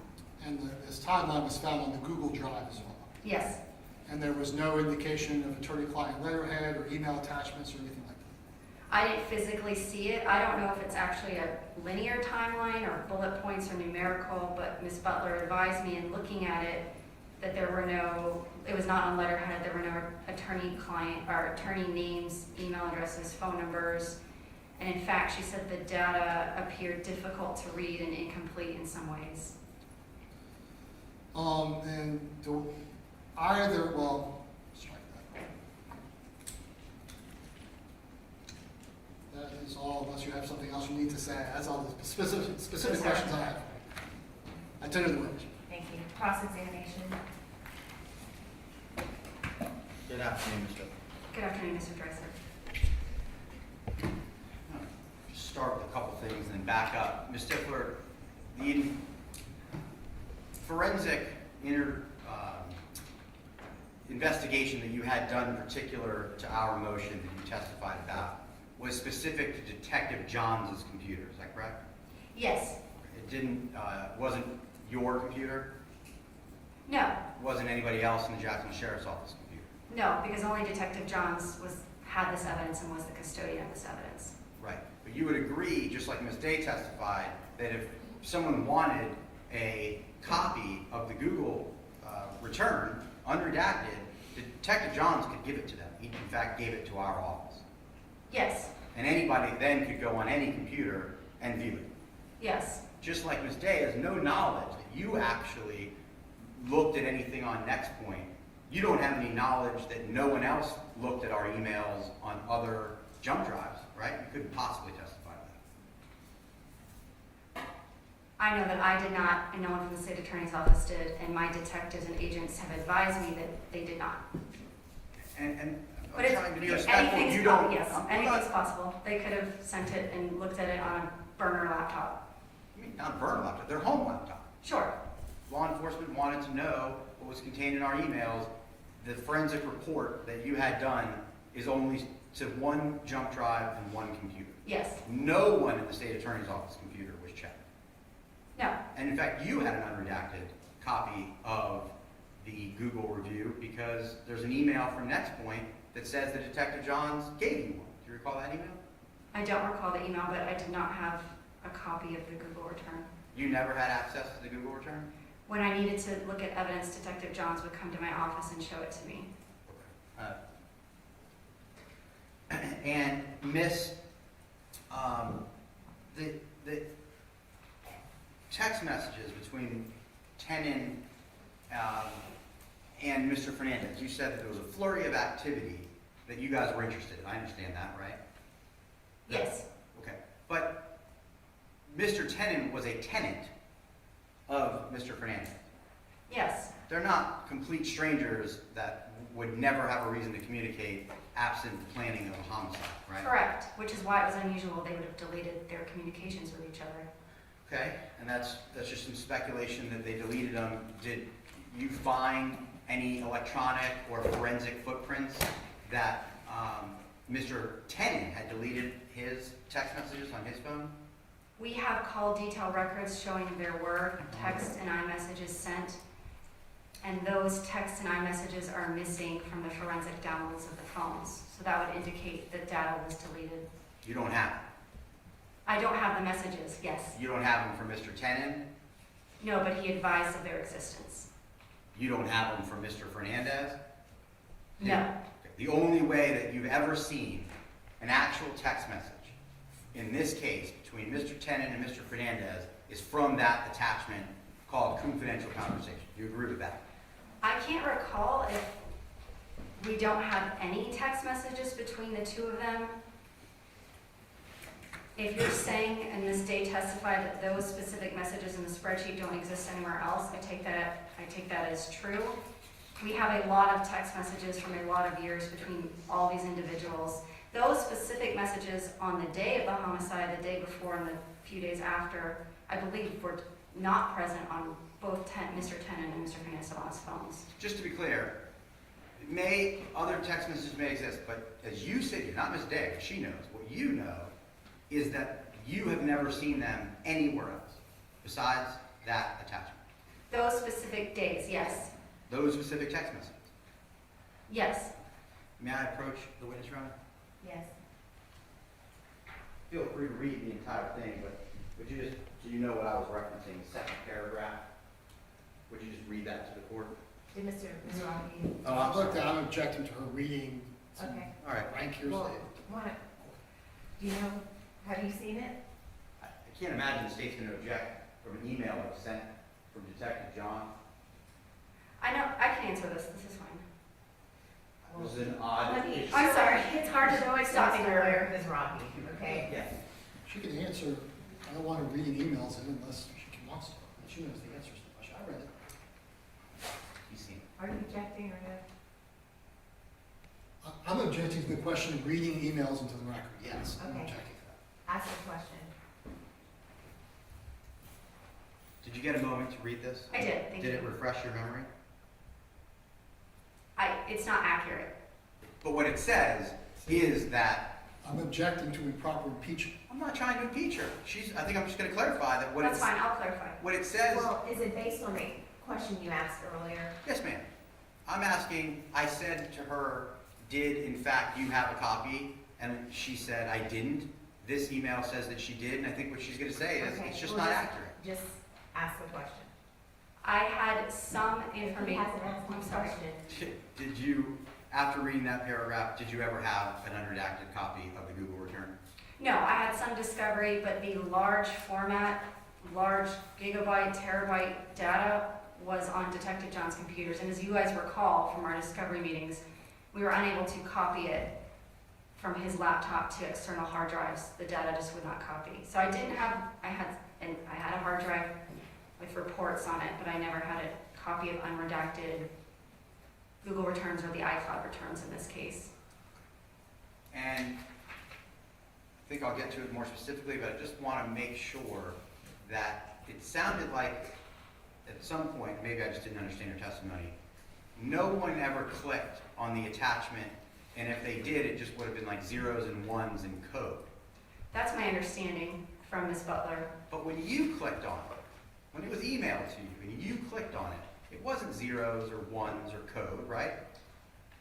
Right, the document. Emails themselves, if you clicked on an Outlook file without having Outlook loaded, would not load. The document you're able to look at because it's a thumbnail. The emails, if you clicked on them, unless you ran it through the applicable program, you'd not be able to read it. So clarity, the emails may have been some kind of code, but the documents that are in question, confidential conversations and confidential timeline, anybody could have clicked on it and read it. Yes, Ms. Butler, in fact, clicked on it and read it. yes, You are the lead prosecutor in this case? yes, You're not working alone though, right? no, You work with Mr. Mizrahi, yes, you're working with Mr. Wingard, yes. you attend meetings with the both of them, In general, yes. In regards to this case, yes. and at some point in time, when Mr. Hutton was an employee of the state attorney's office, was he part of your team? Yes, And there are times where you would roundtable issues, specifically the issues of these documents you did discuss with Mr. Hutton. I discussed the issue of these documents prior to reviewing their contents with Judge Hutton, yes. Now, the Honorable Yes. Judge Hutton. I can't not use his honorific. Understood. And for the purposes of where this all started, would you agree, just to kind of make a clean record, on February 6th is when you seized the devices that had the ability for you to get the Google returns? Law enforcement seized the devices in Washington State and Orange County, yes. No. Mr. Fernandez was not in Washington. He was in No. Florida. Ms. Gardner. I'm not worried about Mr. Gardner. Mr. Fernandez's devices were seized in Florida, right? Yes, And you would agree the next business day is when I sent you that letter saying, hey, I want to see what I can do about it. yes, And you had already run a wire, and you suggested that you wanted to make sure that the attorney-client privilege communications on the wire didn't get intercepted, right? yes, You weren't doing anybody a favor. That's the law under Title 9, right? right, Title- So the wiretap statute, that you have to minimize certain conversations and avoid the interception of attorney-client privilege information, right? I'm not sure about the title number, but Sure. we were going to comply with both legal and ethical duties, and our entire intent was not ever to intercept any attorney-client communications. And on Exhibit 9, which is the letters, let me just pull it up so you can see it.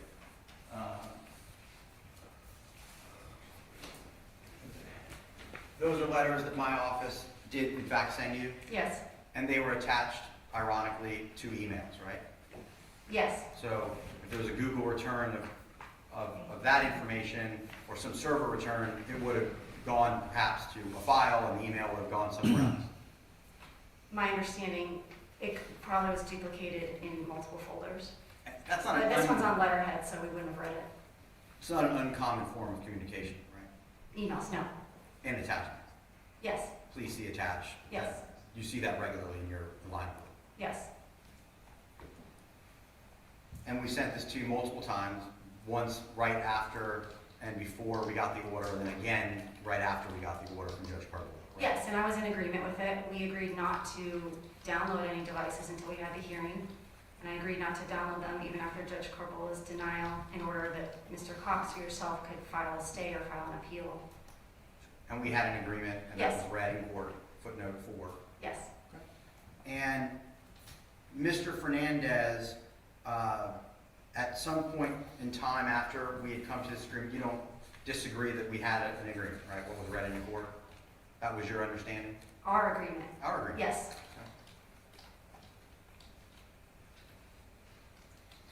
You, Exhibit 10, the entire document, 15 or 17 pages wasn't read, but the Google search warrant, did you help in that preparation of that warrant? yes, the state attorney's office in our circuit reviews search warrants before the judges sign off on them.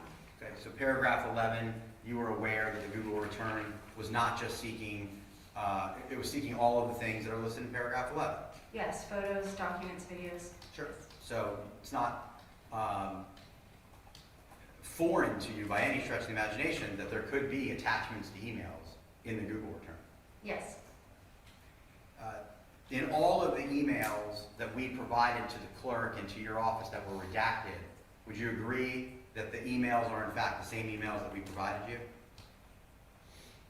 I'm sorry, I don't understand. I'll ask a better question. The emails that we provided you multiple times in those 2 letters that I've asked you about. The email addresses, The email Yes. addresses are in fact the same email addresses that the emails and the attachments that are attached to emails in controversy are to and from those emails. yes, I don't dispute that those 2 documents I reviewed were attached to emails between you and your client.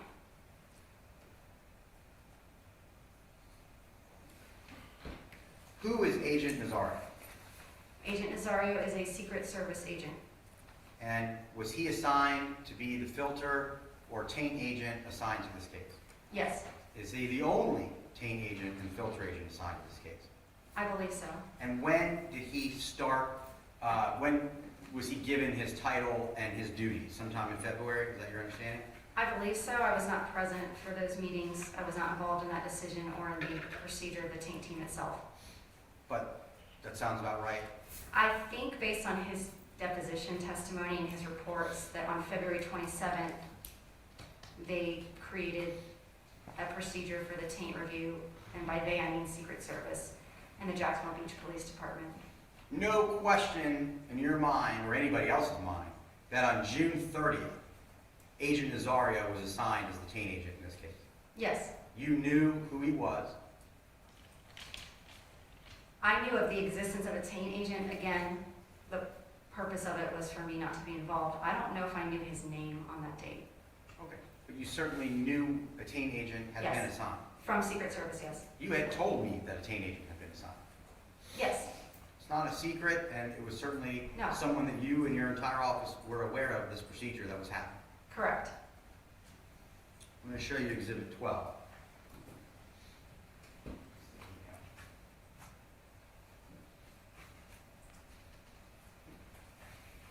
This is the email that Lindsay Butler sent to you on June 30th with the 2 attachments.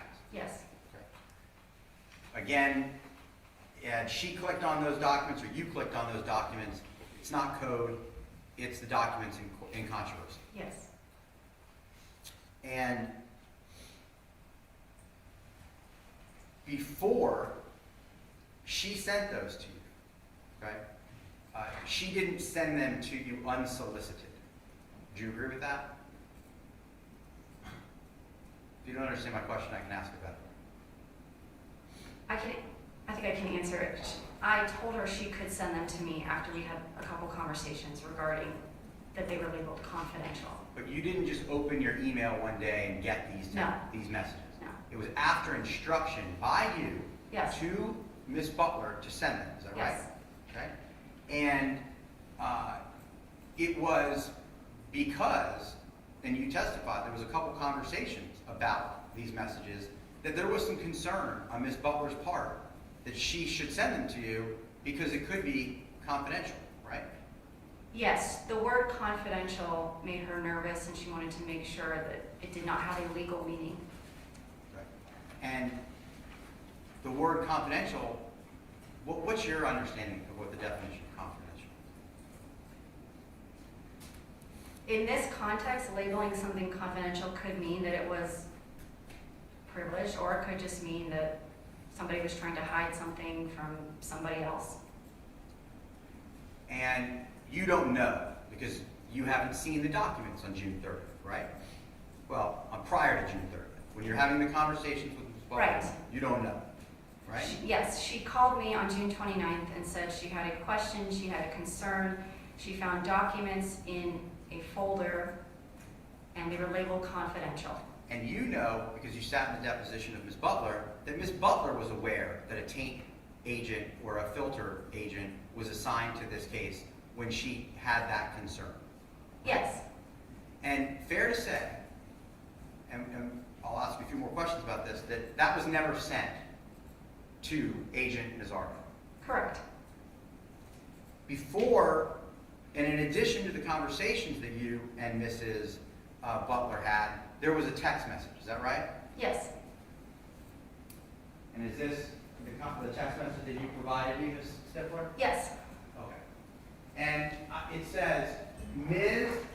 Hutton and I say no privilege. That's the first sentence. yes, Ms. is Alan Mizrahi.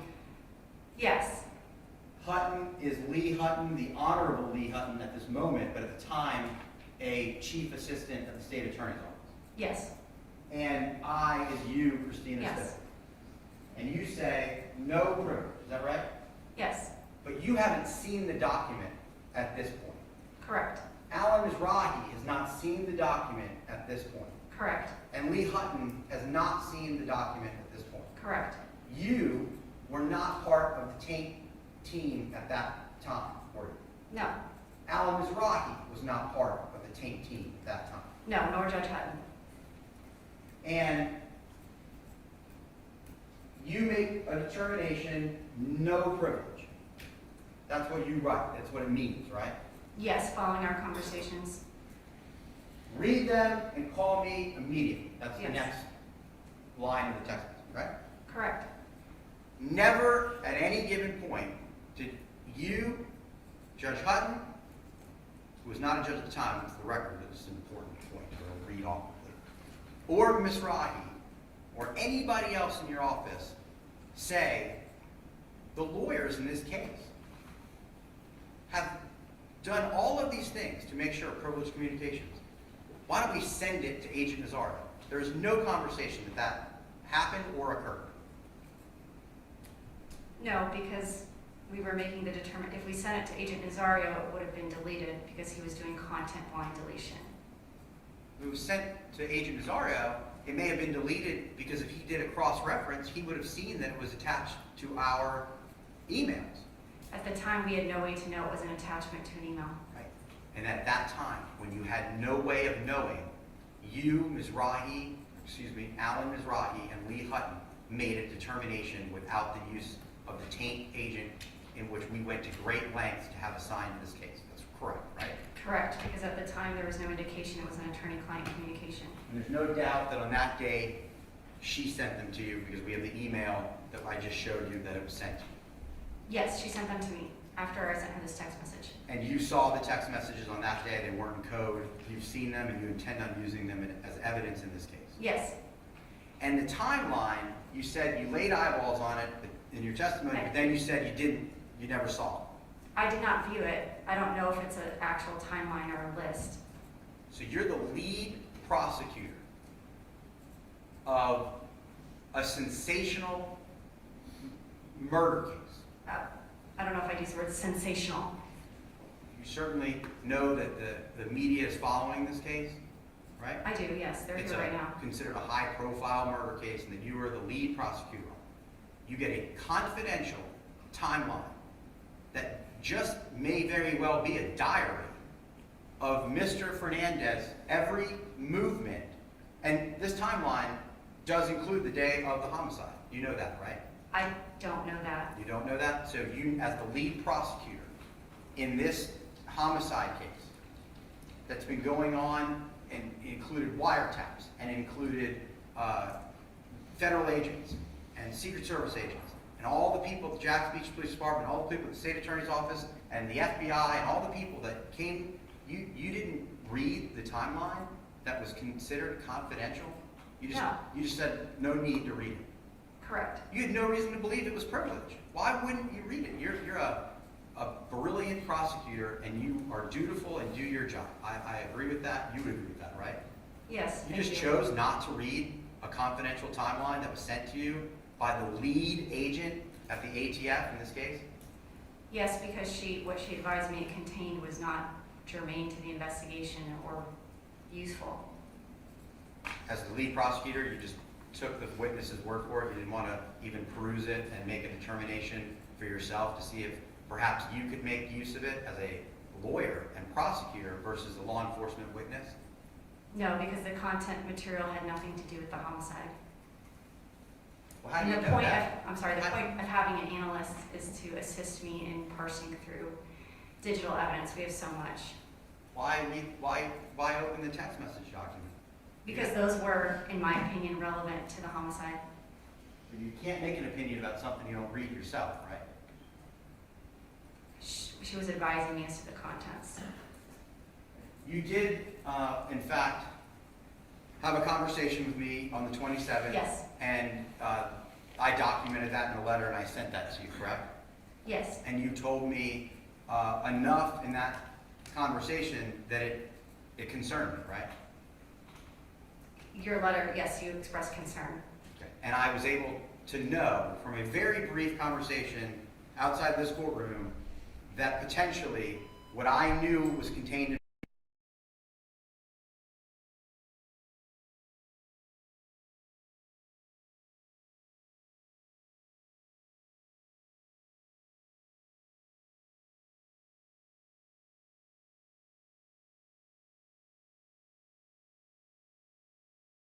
the documents that we were talking about that I had never seen other than from my client.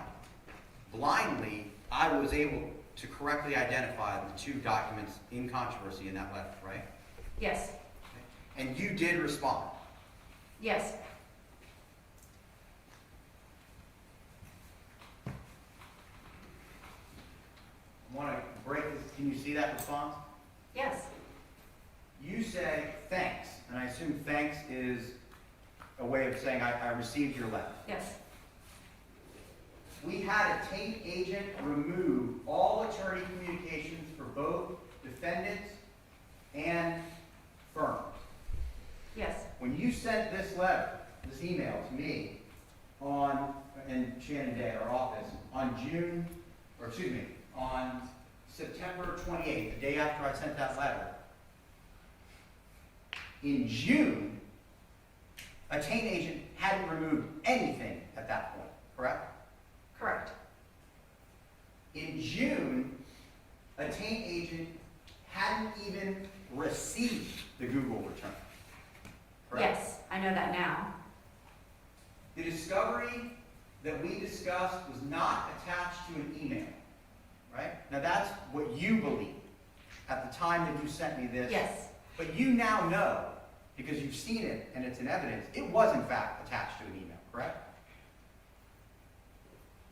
It was attached to an email and it was available in the Google Docs drive. Yes. But you now understand that you were wrong. It was attached to an email.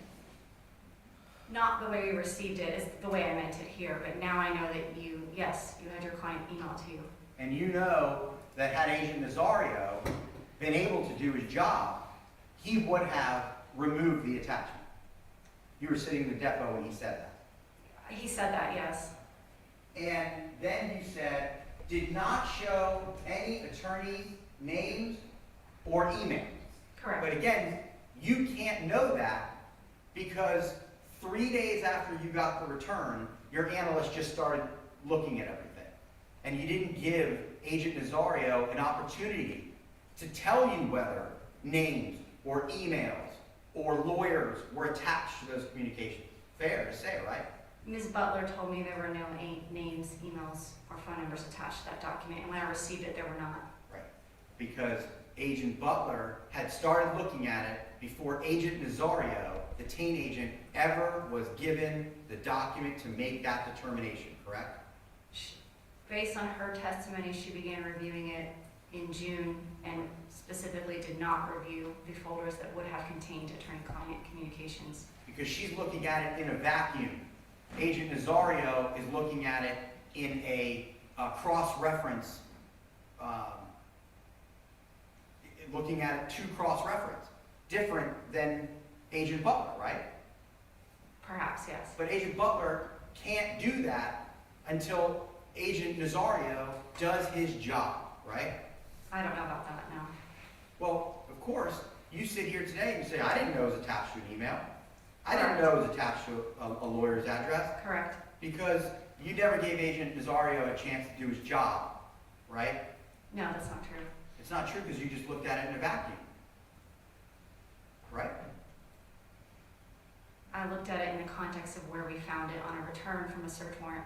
But as we sit here today, we know that it was attached to attorneys' names and emails, right? Yes, in some form it was, in another form it was not.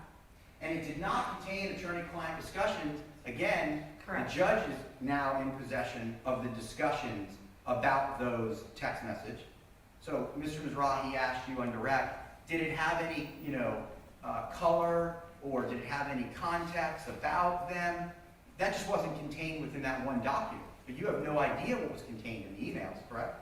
Correct, but the document I'm referencing in this email was a document that Lindsay Butler sent me that I've already testified about, did not have any of those markings. Right, but perhaps if you ever had the luxury of looking at the emails that were, I don't want to look at the emails. I'm not asking you to, I'm preventing you from, but if I were and you did, you don't know that possibly what this court knows. What I know is that the client did or could have commented about the document. Yes, today at today's hearing, I believe you that these were attached to an email sent to your client you provided into the court. I don't dispute that. And as it turns out, it sounds like you even agreed that it was created by Mr. Fernandez. You said that. I believe it was created by an application, that it was downloaded from an application. I don't think he wrote it and made it up. If someone takes something that's not in its original format and puts it in another format, Mr. Fernandez did that. He would have created it, correct? No, he downloaded it. How do you know it's all of them? How do you know it's accurate? I know in general, based on my conversations with Henry Tenen, and I also know from the format that it was in that it's consistent with an application that downloads text messages onto a spreadsheet. I know that it was in UTC, and people don't type things in UTC. Does it do that by itself, or does someone have to do that, Mrs. Stipple? You have to open the application and click download. You then say, the taint agent forwarded to us for review. Okay? The taint agent didn't forward that to you for your review. At the time I wrote this email, I didn't know that. When you wrote this email, it was in September. Right, Lindsay Butler sent you the document in June. right, Lindsay Butler is not a taint agent. correct. When she asked me about the documents, I thought they had been flagged by the taint agent, and I thought she was bringing it to my attention. So you were wrong. Yes, I was incorrect, and I later corrected this. In our filings to the court responding to your motion, the actual facts are laid out that Lindsay Butler was the one who found it, and that she brought it to my attention. So when you told me on that day after I sent that letter, the taint agent sent it to review, you acknowledged that's not what happened. Correct, and I told you that. And then you say, based on what he advised, you know Lindsay Butler's a she, so that's just because you thought it was Agent Nazar. Yes, And this would be really good if in fact Agent Nazario had sent it to you for review, because he would have determined it wasn't attached to any email. I don't think there's a difference of who sent it to me if ultimately it's not privileged. It doesn't matter who flagged it. That's your determination. But the guy Correct. who's to make the decision as to what's privileged and not privileged is not the guy that sent it to you. He was not making any determinations as to privilege and not privilege. He was just deleting attorney-client communications. But you would agree that's essentially the same thing. So. No, he's not reading the content and making a legal determination. He's just blindly deleting. Things that are attached to email. Correct, and this was not attached to an email. So there is no way to preserve an attachment that a lawyer sends a client under your theory. If you put it on letterhead, yes. Only if we put it on letterhead? That's the only way we can do it? No, there was nothing about these to indicate they were attorney-client. They weren't labeled in any way. And according to Mr. Mizrahi, I suppose if we use email that a client that has a Gmail address, we're waiving our privilege in its entirety? Because the CEO of Google could potentially look at my emails? Is that the state's position, Ms. Stifler? I'm not gonna tell you how to do your job. I'm not asking you, I'm asking your opinion. My opinion is if your client was going to send you inculpatory evidence, he should have come to your office and handed it to you, sent it in a certified letter, or put it on letterhead. So if I find out in this motion that was held in abeyance that you and Mr. Mizrahi used T-Mobile to send text messages to one another, that could be work product or privilege, something that I perhaps no interest in. But if I find out that the CEO of T-Mobile could have accessed it, I assume in this public records request, the state of Florida is going to have no objection because the CEO of a Fortune 500 company may have had access to your text messages? T-Mobile doesn't have access to people's text messages. Okay, what about your emails? Does the CEO of Google, the CEO of Google had access to you or Mr. Wingard or Mr. Mizrahi's emails? The state's never going to have an objection because we invited in a third-party provider? Is that the state's position, Ms. If Stifler? I used my personal Gmail to send evidence or work product to Mr. Mizrahi, I would not expect to be able to claim it as work product. That's why I use my work email. Okay, so it is your position that because the CEO of a company like Google could in fact look at something, it eviscerates privilege. I'm not going to go that far. I do think that it's an at issue here. Okay.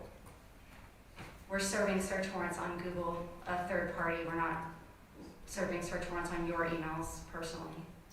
And then you wrote, I determined that nothing would suggest it was privileged at the time, Yes, other than the fact that it was titled confidential. correct. Other than the fact that the agent, Well, it was titled confidential. and confidential time. Yes, And other than the fact that the agent didn't just send it to you and had concern. she had concern it was labeled confidential. She's not a lawyer and didn't know if that was a legal distinction.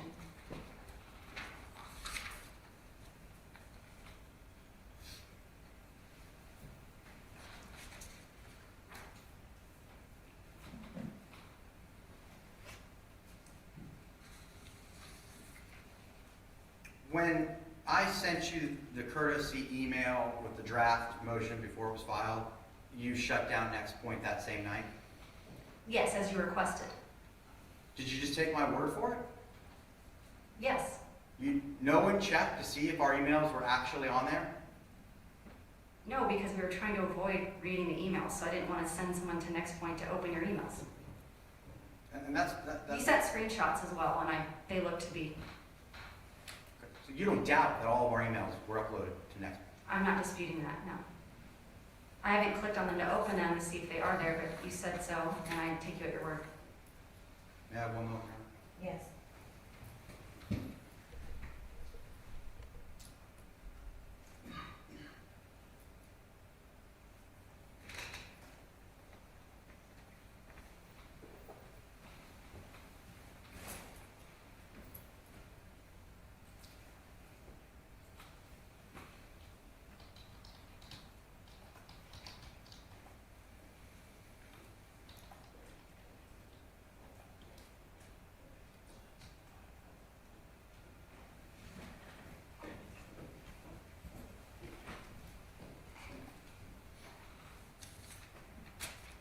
Given that the word confidential has appeared in all of these emails and it's been a feature, have you ever, since this time, looked to see what in fact the definition of confidential was? No, If I told you that the definition is intended to be kept secret, is that something that that sounds about right. I think that's sort of what I said earlier. entrusted with privacy or restricted information? Correct. But there was other litigation in this case regarding the confidential nature of marital communications, and the court denied your request to stop us from looking at those. Confidential could have meant between he and Ms. Gardner. It could have meant because he didn't want anyone looking at it. It could have meant attorney-client. As you know, as I said, I'm not disputing that it was an attachment to your email. I still think the content makes it non-privileged. I understand. Thank you. Redirect. Thank you. I just briefly, I want to clarify something about the Google search warrant they put up there with the little paragraph Yes. that's highlighted. The emails that it was referencing were not the attorney emails. No, So the emails it was referencing were the defendant's email. yes, the Zephyr@gmail. And so there was no Google search return or Google search warrant done on the attorney's emails. Oh, no. And I think you said this at the end, but I want to clarify, even as you sit here today, is the fact that the text messages that were downloaded were emailed to a lawyer, does that make it, in your mind, attorney-client privilege? No, it does not. If in the course of your experience, have you heard defendants talking to each other and it said something to the extent of, hey, just between you and me? Yes. And would you say that just between you and me is the same as saying confidential? Not particularly. Well, Maybe. Is it a less sophisticated way of saying confidential? Yes. It's like writing top secret on your diary. And during the course of your experience, you have used conversations between, let's say, co-defendants that were intended to be kept secret, but were probative, relevant evidence. Yes. And that is what these text messages are. Yes, they were intended to be kept secret because they relate to the planning of a homicide. And they were between the defendant and his co-defendant. Yes. If the text messages would have been between the defendant and his lawyer, what would your response have been? Probably wouldn't have even known about it, first of all. And second of all, if they did bring it up to you, what would you have said? I said absolutely not. Shut it down. Don't look at it. Delete it. It's privileged. That's all the questions I have. May Ms. Stifler step down? Should I? Okay, thank you, Ms. Stifler. If I just have a minute to confer with her, I don't think that we have any other evidence. Okay, That's all we have. all right. How do you all want to handle the arguments with the motion that you recently filed? Do you want to wait, or do you want the one about the text messages? Are you I'm prepared to gonna go do it. forward? You're talking about the in-camera inspection motion? Correct. Yeah, I'm gonna do a public records request tomorrow. That's gonna take months. I would imagine. I've never gotten a public records request back number one, they're gonna have to receive it. Number two, they're gonna determine how long they think it'll take to gather all that. Okay. Then they're gonna ask me for a bill, then I'm gonna submit money, then they're gonna potentially send it to me. Are I'm you prepared to realistic. go forward now with the argument? Yes, and if there's some, I had no expectation the court was gonna give me months to argue, to wait at this point. All right. Mr. Mizrahi? I was just waiting to see if the court had a question about. All right. And let me hear from the defense. It's your motion. I just have one moment to get my Sure. hair. Do you want to, I can take a brief recess if you need that. No, ma'am. Okay.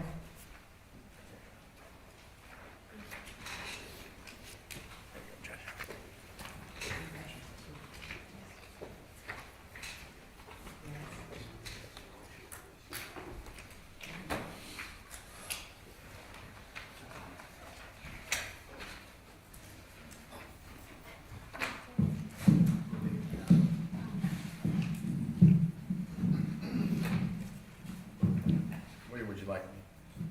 Wherever you feel more comfortable. I feel more comfortable at the podium over here. Okay. Only because counsel speaks, which of course Okay. they do, but it's hard to focus.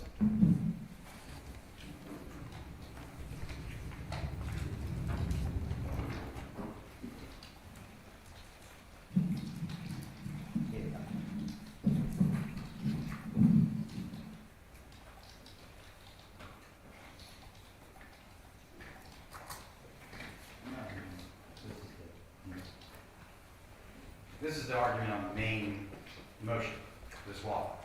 Correct. Yes.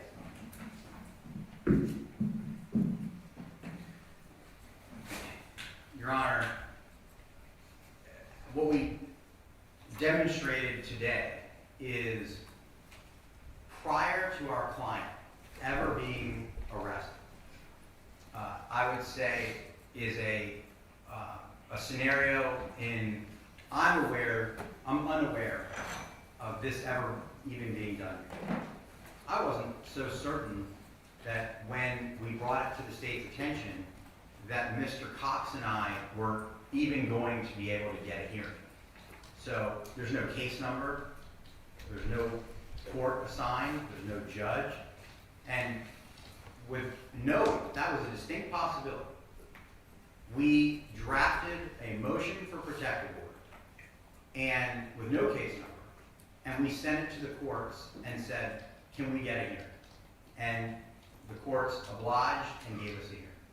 And what happened at the hearing is immaterial because we came to an agreement. And that agreement was read to the court today in Head Note 4. And that agreement was that the state was not going to be in possession of any potential material until it had gone through a taint procedure. The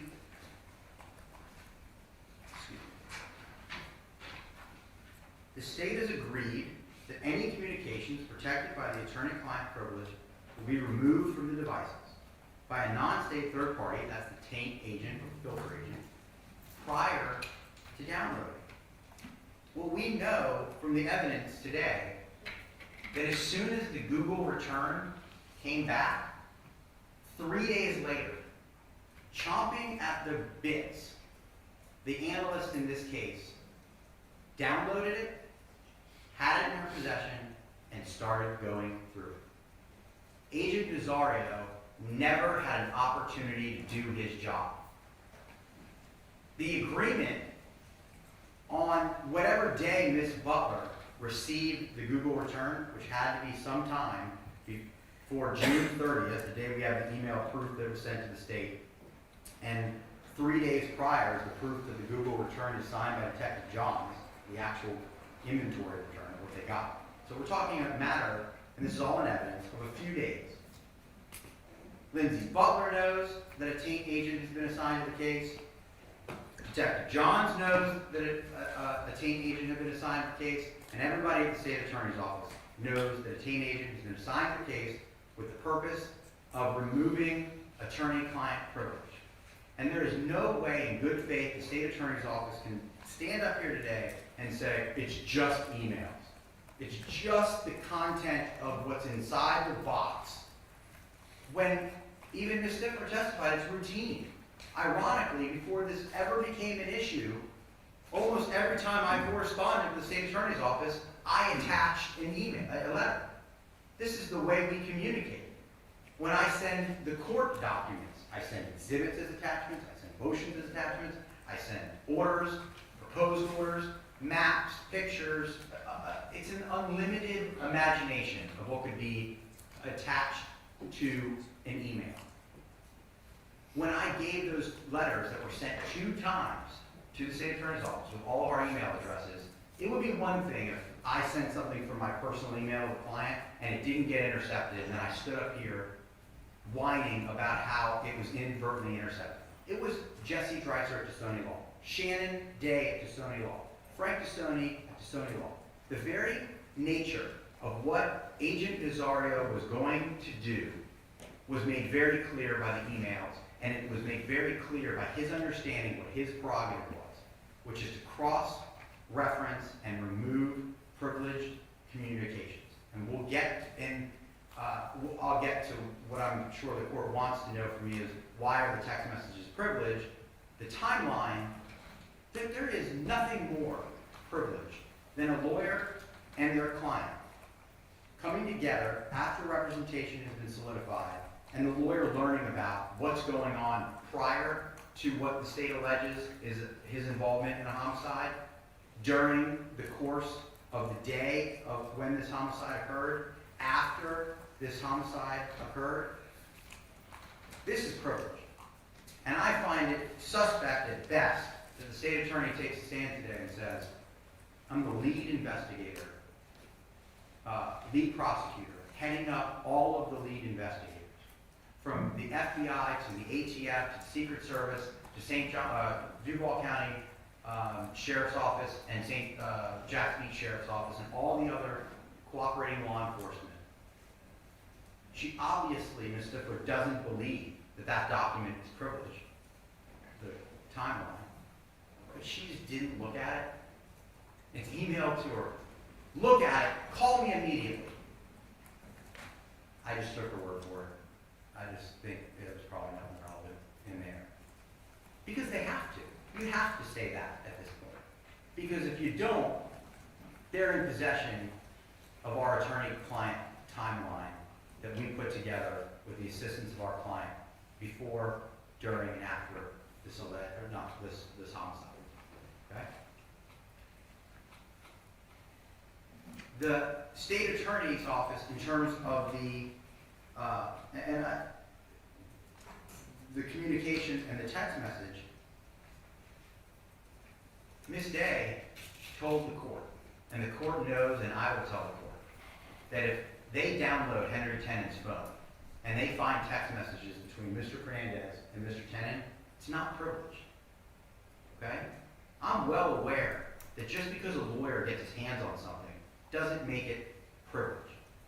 In this case, Your Honor, I left the jail after visiting Mr. Fernandez one afternoon, and he had given me some letters that I was to review for mitigation purposes to learn about his life and then pass on to his brother. Okay? I got a phone call from Ms. Stifler. Ms. Stifler said, "You can't do that." She must have heard through a jail call from him to the brother that I was going to give him a letter. Okay? And she said, "I need those letters. You're bypassing the snail mail system where we get a chance to review those letters because they're not privileged." She said, "Do you have them?" I said, "Yes, I do. I'll scan them to you and I'll send them to you." The court never learned about that. There was no litigation about that. They weren't privileged. They were in my briefcase. They were given to me by Mr. Fernandez, and they just simply weren't privileged. So I clearly understand that you don't just get to bypass what could be damning evidence because you give it to your lawyer. But what I also clearly understand is that if I ask my client to help me create something that doesn't exist anywhere else, that's privilege, and that's work product. There's not a single piece of evidence that exists in this case that those text messages exist. Mr. Tennant can say, "Yeah, I text messaged with Mr. Fernandez." They could have called Mr. Fernandez, or Mr. Tennant, I suppose, to say, "Yes, those are exactly our text messages. I remember them." They didn't. The evidence that you've been provided is they don't exist anywhere else except for in an email titled titled confidential, because the subject line is confidential, in an attachment that says confidential, which is a typo, an extra O, conversations, and confidential timeline. That's where they exist. This court has had the luxury at the waiver of our client and the lawyer saying, "Judge," at one point, "Judge Foster, now you can see it. You know that it only exists in one place." From an email from Mario Fernandez, you know what he says in the body of the email about assisting us in the understanding. You know how the timeline got from us to Mr. Fernandez and what Mr. Fernandez intended to help us in anticipation of future litigation. That's contained in the body. The attachments are contained to the body of the email. That's it. Alan Mizrahi or Christina Stifler, if they remain on this case, or any other prosecutor from anywhere else in the state of Florida, kicks the doors open and walks in here holding a download from Henry Tennant's number of phones that he had, or our client's phones that were seized, and they said, "We got them." That's it. They're not privileged. No question in my mind. I want the court to know that I clearly understand that's not what we have. That's what they want it to be. That's what they hope it is, because they looked at it. They didn't wait for the change procedure. They didn't wait for Agent Nazario to do it. So they have to say that. It's just text messages that just happen to not exist anywhere else. And even by their own admission, Judge, they come in here and they tell you it was created by Mr. Fernandez. They have evidence that when they went back to try to find it, like it was created through an app. Apps don't create things on their own. Someone has to do that. Someone has to go and take messages that perhaps exist somewhere else. Quite frankly, I don't know why they don't have them. If their theory is so true that they existed somewhere else and then they were created, manifested through an application, then sent to our office, well, where are they? Well, we think he deleted them. They don't know that. There's not one witness that took the stand and said they were deleted. There was a digital footprint of those messages. Ms. Stifler was like, I don't know, we think they deleted them. That's it. That's the best you got. How's that not work product? How am I supposed to have my client ever do anything for me if I can't have him make something, create something, assist in our litigation, unless it existed somewhere else, in which it simply does not. And Your Honor, why in the world is Mr. Mizrahi, at the time, Lee Hutton, or Ms. Stifler, making a privilege determination when they all know that a taint agent has been assigned? Do you know how easy this was to fix? This isn't inadvertent. This is intentional. I mean, this is what it says. Ms. Hutton and I say no privilege. They're not taint agents. Who are they to make any decision about what is or isn't privileged after the exhaustive efforts that myself, my firm, everyone working at my firm, and the Bedell firm, followed by the Baez firm, took to make sure this couldn't happen? One phone call, one text message, one email that goes this way from Lindsay Butler to Agent Nazario instead of this way, which is Lindsay Butler to the very prosecutor, asking, essentially, we're getting word. And I find it curious that she was so concerned, Ms. Butler, and her depo is part of the record. She's so concerned that she read them immediately and call them. Read them and call me immediately. It's pretty clear to me. She double checks. So I'm okay to look at it? Okay, yes. She's so concerned that after she is clearly told to do something, she double checks. If they're that concerned, and it's unsolicited from Lindsay Butler to Christina Stifler, why not send it to Agent Nazario? And then it is, or it isn't. The person who's assigned and agreed in an order, footnote 4, to do his job is left blind. And you know, because the transcripts are now part of the record, and I say that, have you read those transcripts, Sean? Yes. So you know that Agent Butler, Agent Butler knew about Nazario, and Nazario says that's what I would have done. That was my job. And we said, even attachments. And that part was read into the record today, that piece of the transcript. Yes, attachments. Never. The system can't work if you don't, if you have an agreement, the system only works when you agree to the agreement. What was the harm? And then, I guess, I'm just Nostradamus, that on September 27th, when Ms. Stifler takes me out in the hallway and says, man, we got this confidential document off. I've never seen it, Judge. It's not provided to me in discovery. That same day, I'm able to go back to my office and write that letter that was read into the record today, specifically identifying, because I know exactly what I instructed my client to do and when he did it and how to title it, and you know what's in the body about how that exchange occurred. I'm not Nostradamus. I knew exactly what it was. I knew they didn't wait. I knew it didn't go through the taint procedure. And that's why I wrote on September 22nd, I have grave concern that law enforcement may have intercepted my client communications. And I'm thinking attachments and communications because I don't see them as separate. Because I know that a taint agent is going to do his job and he's going to look and find things that correlate to emails and and do exactly what we agreed on.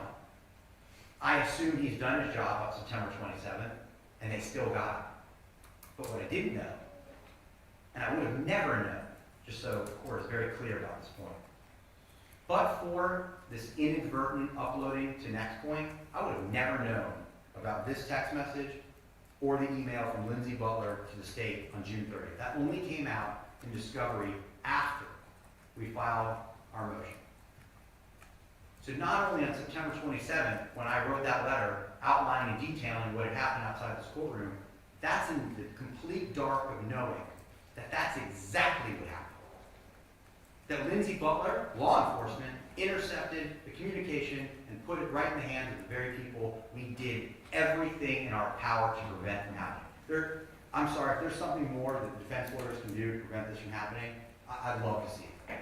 The day after the devices are seized, we file a letter saying, give us a moment to file a motion pre-arrest, get an agreement pre-arrest. Letters with all of our contact information. I mean, what more can a criminal defense lawyer do to preserve? And then we have to come into this courtroom and sit here and learn that perhaps, and I don't even believe they believe this, quite frankly, that if you use Gmail, the CEO of Gmail, Mr. Sundar Pichai, I'm engaging in a third-party communication and nothing's privileged. I mean, the very nature that they made that argument to the court in that questioning is saying to me and every other criminal defense attorney in the United States that would communicate with a client via a Gmail account or Yahoo account, AOL account, or any other account, that their emails aren't secure. Well, did you encrypt them? What are we, the CIA? I don't even know what that is. I've never done that. I don't know anywhere that's done that. And encrypting emails is an absurdity, and I challenge the state to send you one piece of case law, one statute, from anywhere in the country, federal or state, that suggests that a lawyer needs to encrypt his emails in order to keep the privilege, the sanctity of the privilege. I encourage that research. I'm fairly certain it just doesn't.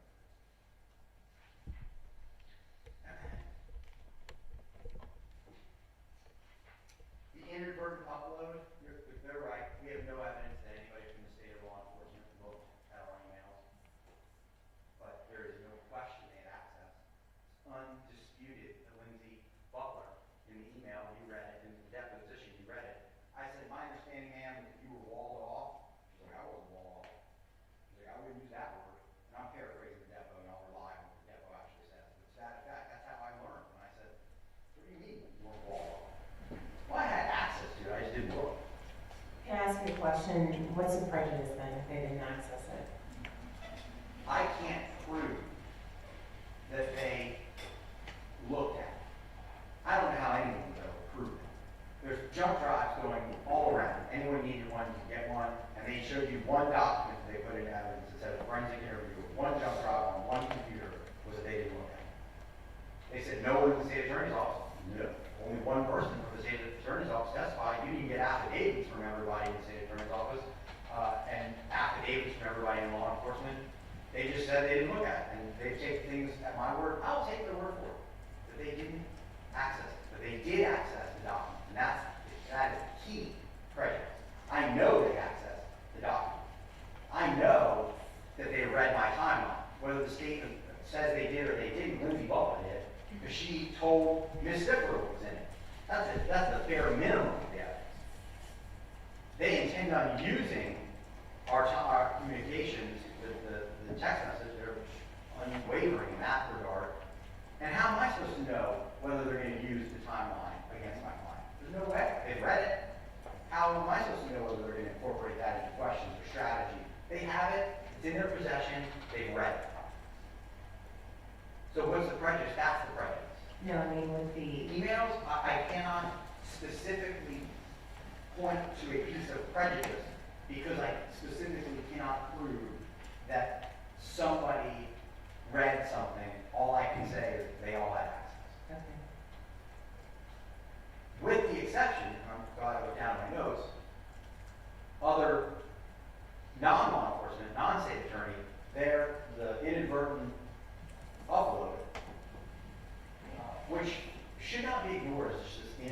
again, going back to all the steps that I took to do this, if you go back to footnote 4 of our agreement, it says it should have never been downloaded. In fact, that's a really important point, Your Honor. It was downloaded onto Detective Johns' computer. It was downloaded onto Louise Butler's computer. Somehow, and there's no evidence in this hearing presented by the state as to how that happened. They agreed that it did. So it's on there. That's a violation of the agreement. It was downloaded. It should have never been given to Detective Johns. The return should have come and gone directly to Zaria. Once it's downloaded, it got access. We know it got downloaded in violation of the agreement and then uploaded next day. And then Patrick Brody and Jose Baez and Miss Medina, they downloaded it. Now they have it. Hugely problematic. I didn't give it to them. They want to suggest that Mr. Cox and I or Mr. Baez and I had it's shred of proof that we shared any privileged information whatsoever. So now,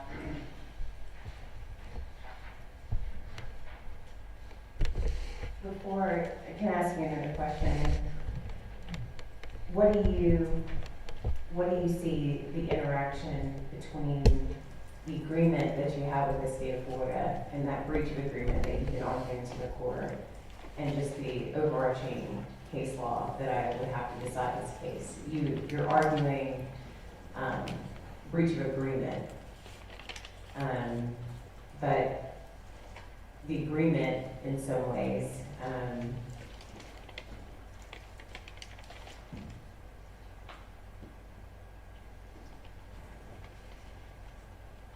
while the agreement was breached in some ways, just like you said, and then I have to make a determination based on prejudice, what do you see the interactions between those two? if it was just that I came in here and like, I think they breached the agreement, I found out that Detective John downloaded our stuff before he gave it to the agent Zaria, I would never file a motion. Never in all, for the T in China.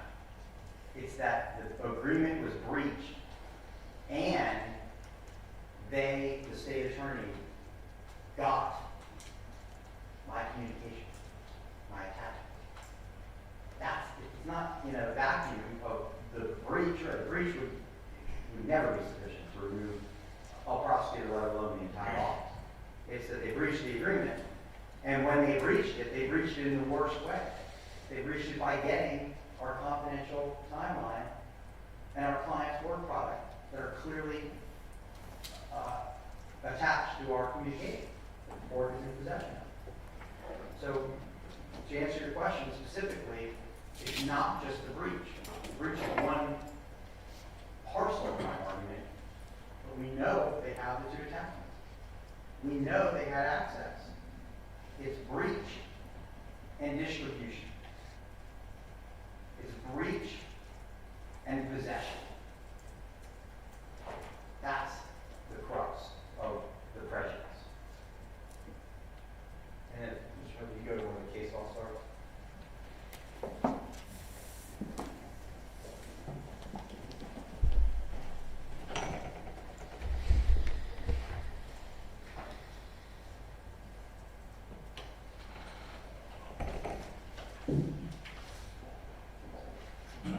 Your Honor, asserting client privilege, Florida statute 9502(1)(c) is a communication between a lawyer and a client, and it's, quote, confidential. Ironically, that word appears in the very first sentence of Florida statute, the very word, in the very title of every email, including the two attachments that you're aware of, were titled in the subject line. If it is not intended to be closed to third persons, there's no evidence to be intended to include anyone else. To those who disclose in furtherance of the rendition of legal services to the client, there was evidence that's exactly what this was for on this day, and those reasonably necessary for the transmission of communication. Florida statute section 95022 says a client has a privilege to refuse to disclose and to prevent any other person from disclosing the contents of confidential communications when such other person learned the communications because they were made and the rendition of legal services. Exactly how it happened in this case, with no confusion or exception. In Absolute Activist Value Master Fund Limited, the Divine 262 Federal Supplement 3D 1312, it's a Middle District Florida case in 2017. I gave you and the state copies of all of these cases. Thank you. Holding that the attorney-client communications were intended to be confidential, where the client created 7 documents in question and emailed them to her attorney using the subject line, privacy and confidential. The state kept reiterating in their testimony there was nothing on the text messages that indicated, there was no letterhead, there was nothing that indicated that it was private and confidential. Yes, it was. It was on the email from my office, a lawyer's office, with the justonianlaw.com email address. You know that, I know that. They now know that because of even the redacted copies show that. Documents in question, when they're titled that way, attachments are part of the email line. That case stands. The Hagens, the Gatorland Kubota KUBOTA, 45 Southern 3rd 73, the First District Court of Appeals case, holding that intake documents prepared by a claimant's attorney, which memorialize a claimant's communication made for the purpose of obtaining legal services, are protected by the attorney-client privilege.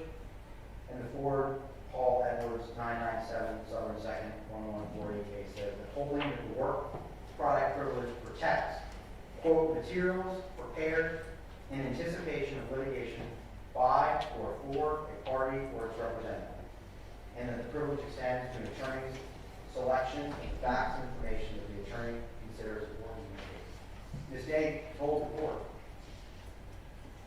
that those text messages were prepared in anticipation by the client for our office in anticipation of future litigation. There was no evidence to the contrary. Was this information confidential? Mario Fernandez was a client of Sony Drexler and Hill. Emails between Mario Fernandez and his attorneys. Subject lines were all confidential. Documents were titled confidential or confidential with the extra O. And S.A. Nazario would have deemed attachments privileged and removed them. No evidence to the contrary that that's not true. Second prong is refuse to disclose, or I would call it, more simple language, measures to protect. On 2/7, we sent the letter to Christina Stifler. On 2/7, we filed a motion for a protection order.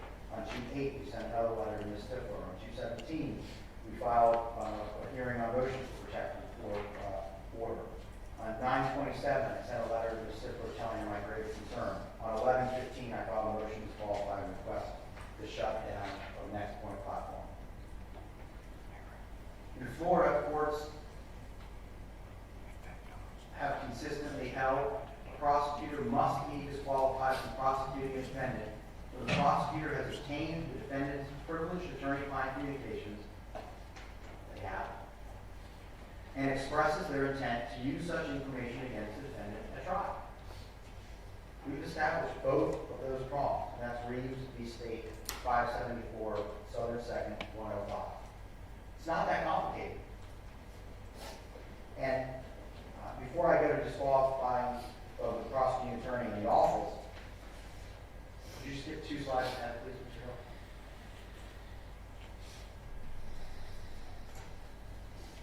Three slides.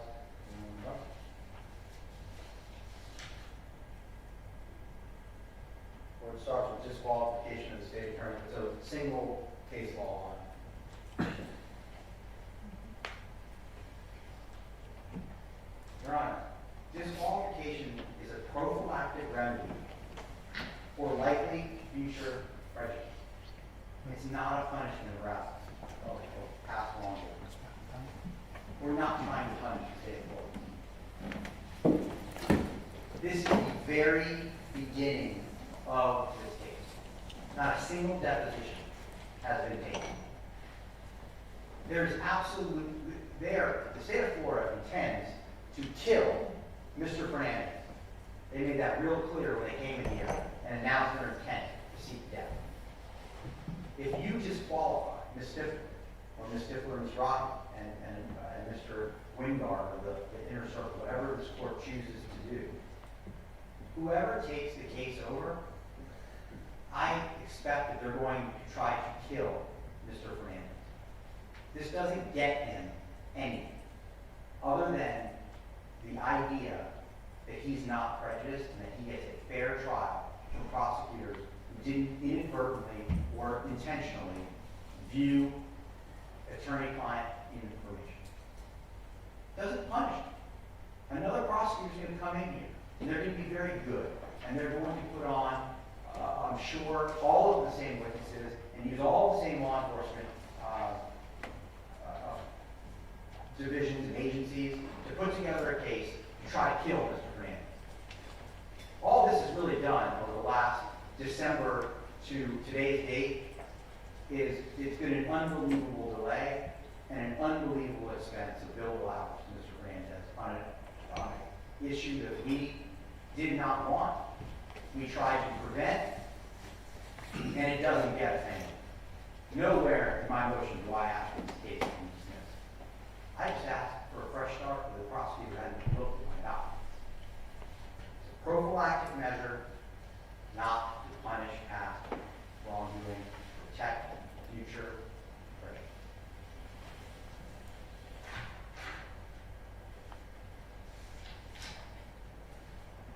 In Florida courts, the Martinez case, 4 Southern 3rd 712, you pull that slide up for Bill, affirming that the disqualification of the prosecuting attorney who listened to 2 attorney-client privileged telephone calls and expressed intent to use such calls against the defendant. It's not the exact same facts of this case, but it's certainly similar. 2 documents, they saw them, they intend on using them. Disqualification. In the Reeves case, and I've already 574 Southern 2nd 105, where a prosecutor had previously represented the defendant and used frivolous communication against the defendant in the penalty phase of the first-degree murder prosecution, the appellate court reversed and remanded his conviction. I'm never going to find a case with the exact same facts. The principles all apply.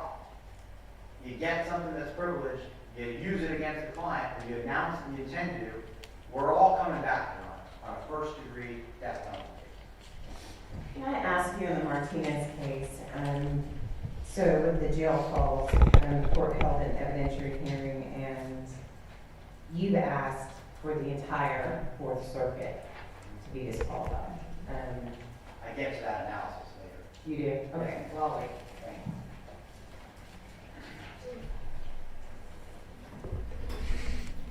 Facts in this case supporting the disqualification of just the prosecuting attorney. The search warrant anticipated that there would be attachments. The Google returned to ATF before it was sent to the team review. The 6:30 text message, the 6/30/2023 text message from Lindsay Butler to Christina Stifler, the email from Lindsay Butler the same day, the conversation letter from 9/27, and again, as already removed it, expressed to use this against Mr. Fernandez. Almost every single pretrial and in chambers they've announced that. It's a conversation for product, and in the response on 9/28, they act, which is the response to my letter, they act as if though they went through the same procedure, they did everything properly. Thanks, received, but you're wrong. We sent everything through the chain agent. No, you didn't. I mean, if you look at that email, Your Honor, it says thanks, but we sent everything through the chain agent. He reviewed everything, determined it wasn't privileged. Today the testimony is, I just got that wrong. Like, when I sent that to you, I just got it wrong. It's just wrong. It was never sent to the chain agent. It was never sent from the chain agent to the state attorney's office. It was sent to Lindsay Butler, and now they can only say that everything I wrote you, well, I told you in your response to disqualify my office that I was wrong. Well, it took that to tell me I was wrong. When did they know it was wrong? I never got anything prior to me filing a motion to disqualify the office to say, I got this entirely wrong. It was never sent through you should have had concern. It never went through a team. There's no question, and it's so unfortunate that Ms. Stifler cannot prosecute this case anymore in the law and the facts of this case. Now, the disqualification of the entire state attorney's office is different.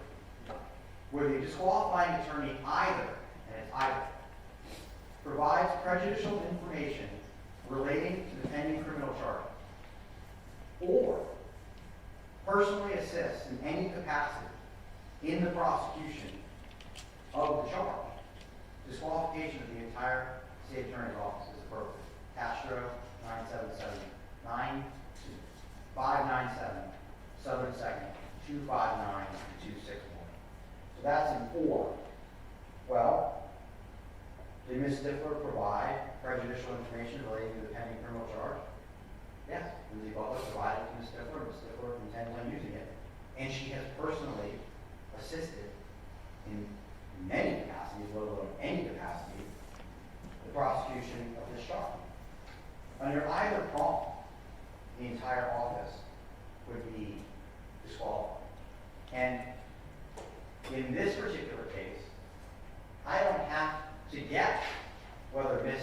Stifler held this information to the chest, and it's possible that she didn't share it with anyone, because I have a text message about this very document, that she discussed it with Alan Mizrahi, that she discussed it and made it a privilege determination with Lee Hutt, the Assistant Chief of the office, now the Honorable Lee Hutt, and herself. That's not a text message like, I can't really relate to this, it's Gardner. So you would have to find that, and you can find multiple prosecutors can be removed in the state attorney's office days. But at a minimum, if you find that we haven't met our burden to remove the fourth judicial circuit, we are asking you to remove Ms. Rahi, Alan Rahi, Christina Stifler, and Mr. Wingard, because, as the testimony you heard, at almost every meeting that we've ever been at, and almost every email that's ever been sent, they've been on the email. It's almost as if they act as one. I mean, it's a round table. Many times when Ms. Stifler calls me, it's Mr. Mizrahi on the phone. When Mr. Mizrahi calls me, it's Ms. Stifler on the phone. Not unlike my office. I'm oftentimes with Mr. Hill, or Ms. Day, or Mr. Chisoni, sometimes we're all four on the call together. But they are operating in concert, and that's evidenced by the text message where they made a decision today. The text message is prior to the document being disclosed, correct, by minutes? 45 minutes. In the Martinez case, the court ruled that affirming the trial court's ruling that the quote, the lesser sanction of disqualification of the individual prosecutors would not suffice because the recordings were heard by a number of attorneys and the contents were discussed throughout the state attorney's office. I don't know how anyone can ever really prove. You know better than anyone. You were there far longer probably than anyone in the board, close to it. I'm not that old. Yes, I thought Frank as soon as I said that. I meant that table. But it was discussed. It was round table. We know that from the text message. We know that from the meetings that Ms. Day testified to. We know that from their own admission. I mean, Mr. Mizrahi has said that he has never looked at the document, both of them. But he wrote the response of the state. He handled the hearing for disqualification. I don't know how we could find, again, in a vacuum that Mr. Mizrahi is somehow insulated to the state's strategy of how to prosecute this case. In the Popjoy v. State 597 Southern 2nd 335, the holding of disqualification of the entire prosecutor's office is required for the state attorney who previously represented the defendant being employed by the state attorney's office. I would submit the principles and the case law are the same in that case. The facts are great.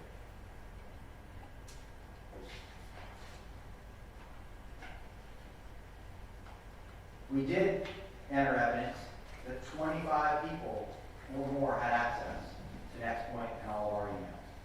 You heard from one witness who said that she didn't look at it. We know the emails were downloaded by Ms. Medina. We know emails were read by Mr. Carodi. And we know that, and actually I don't think we know this, so I'm going to strike. I'm not entering this in evidence, but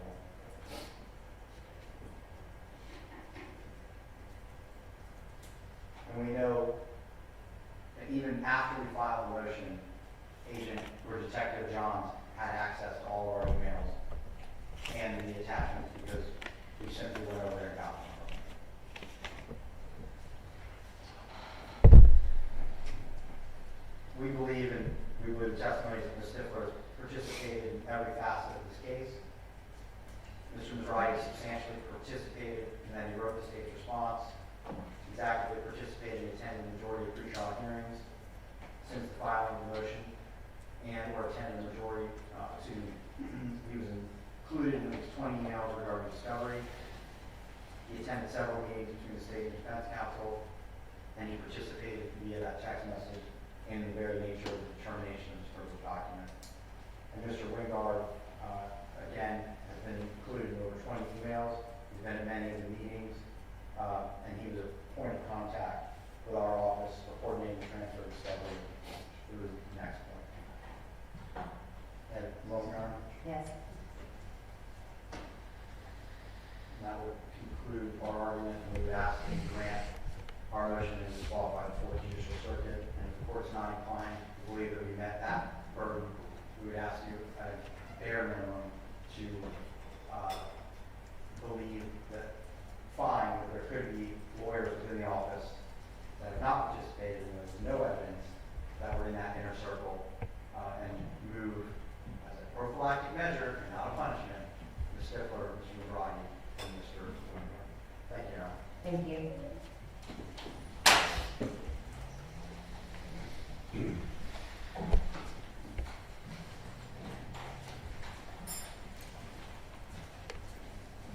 So let me take a 5-minute break. I'll take a 5-minute recess.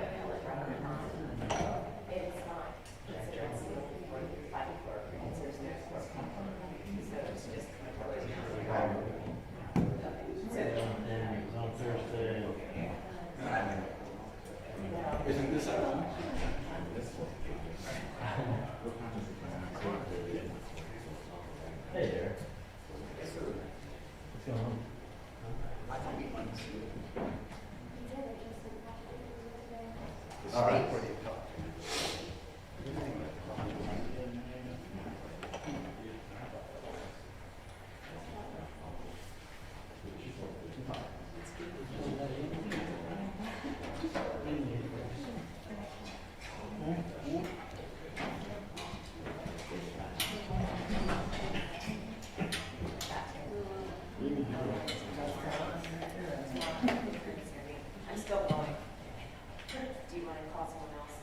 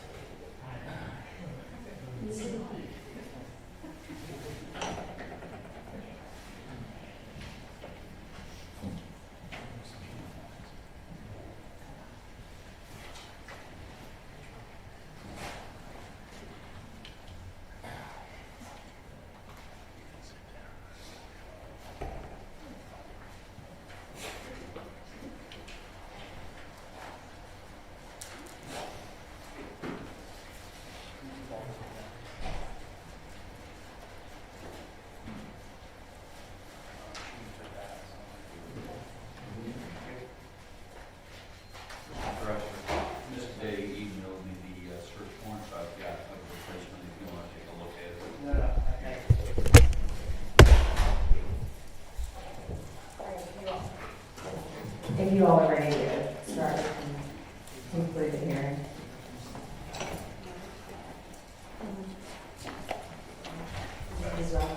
We're ready to, pick and step down. Oh, okay. Give them an opportunity to come in. Sure.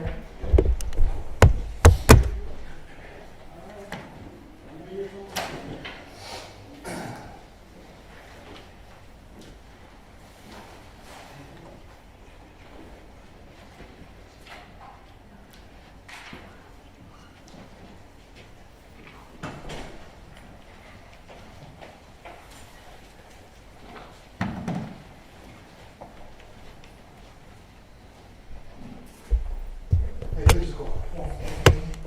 To begin, Your Honor, I will wholeheartedly agree that the Honorable Lee Hutton should be disqualified from the prosecution of this case. There is, beyond that, there is nothing that I can agree with defense counsel on this case. I am proud of the work that the Stifler did and the state attorney's office did to ensure that the attorney-client privilege was honored and upheld. More than any other jurisdiction could possibly do, we did. And it just goes to show you that no good deed goes unpunished. I ask Your Honor if you have any specific questions for me before I give you about a 10-minute version of what I think Your Honor should look at. Do you have any specific questions? Let's, Because I want to tailor my argument to that as opposed to waste time. so, in looking at the Martinez case, that case, there was an evidentiary hearing held over 4 days. The judge in that case allowed supplemental briefing, ultimately deciding that disqualification was the, basically the remedy that the court was going to go with for the violation that it found. But in that case, it's not specifically detailed, but it seems like that court had some idea of how kind of far-reaching a breach, if there is one in this case. That's where I'm struggling. Mr. Dreiser argues access, but I don't, the state and Mr. Dreiser both say, I guess, that has not, the state has not viewed that. We have these two documents that are at issue that the state admits, at least one viewed / you're going to try to move it into evidence. I need to know how far-reaching this is, and I haven't gotten a sense of that from the state. Well, first of all, it's not our obligation. This is a defense motion and a defense burden to establish that an attorney-client privilege was violated and what the level of that violation is and how. What is it?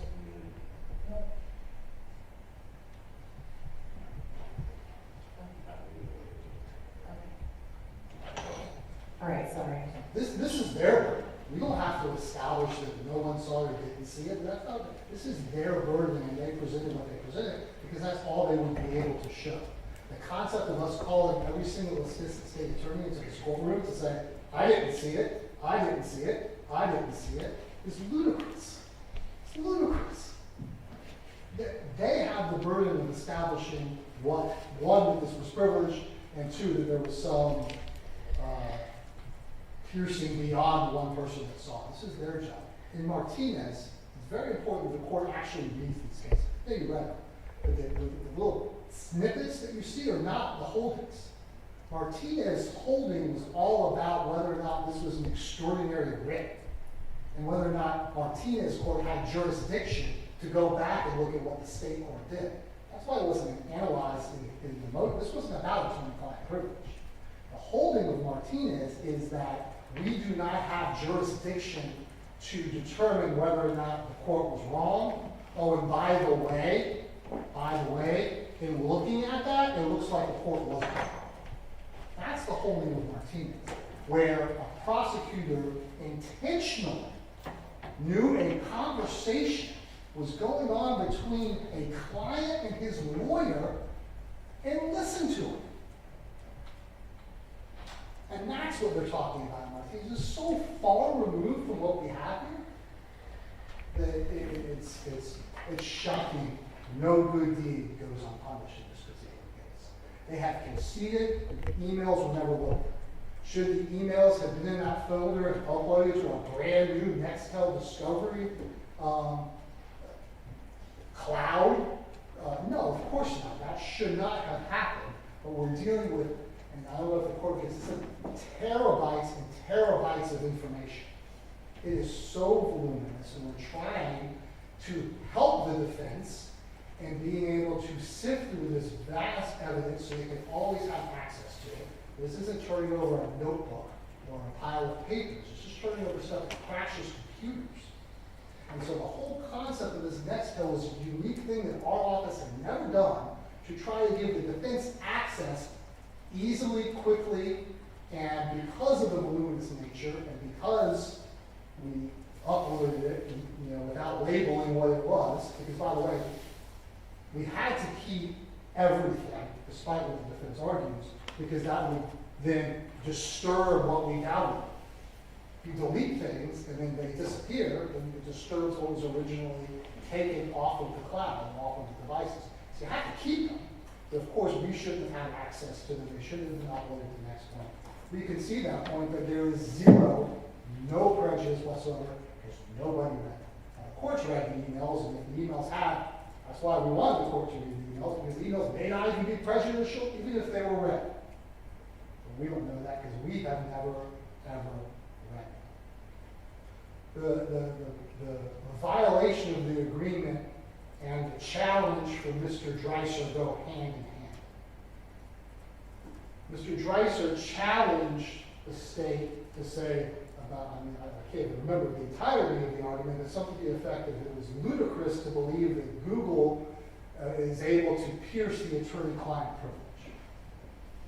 The items that we're talking about, the two documents, were not in the phones that were seized pursuant and searched pursuant to the agreement. Say that again.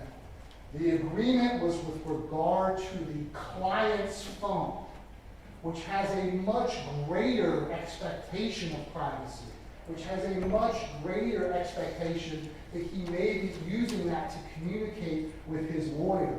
And we were very careful not to invade that attorney-client privilege by going through voicemails or text messages or emails on those devices with regard to their lawyer. The search warrant was done to Google, a third party. And even with that search warrant onto a third party, we were very careful not to look at things that had any indication that they were attorney-client privilege. And you heard Ms. Stifler's testimony that when you look at the Google Drive, there is a folder for emails and a folder for email attachments. When you download from all these fancy programs, what we receive from Google, not from the defendant, and what we receive from Google, we download. And we did not find this document in either one of these documents in any attached email or email, because we never looked there. This was saved on a Google Drive. It was a Google Doc that was saved. I don't know if it was Google Doc. It was saved in a Google Drive, which gave no appearance of any type of privilege whatsoever other than the label that this was confidential. The defense attorneys knew these things were set, and they could have told us, by the way, we told him to send all these attachments to us, and you can't, anything that you may find as a document potentially could be attorney-client privilege. But that was never made aware to us in any way, shape, or form, and the letter requests were only emails and phone numbers. We scrupulously did not look at those things that we agreed to do. And because we found, and then those signs used to be in these courtrooms, professionalism and civility, nothing less than tolerant. I am not going to respond to the personal attacks that somehow a member of our bar accused the assistant state attorney of perjury, essentially is what he did, by saying things are suspect or best. And I find it hard to believe.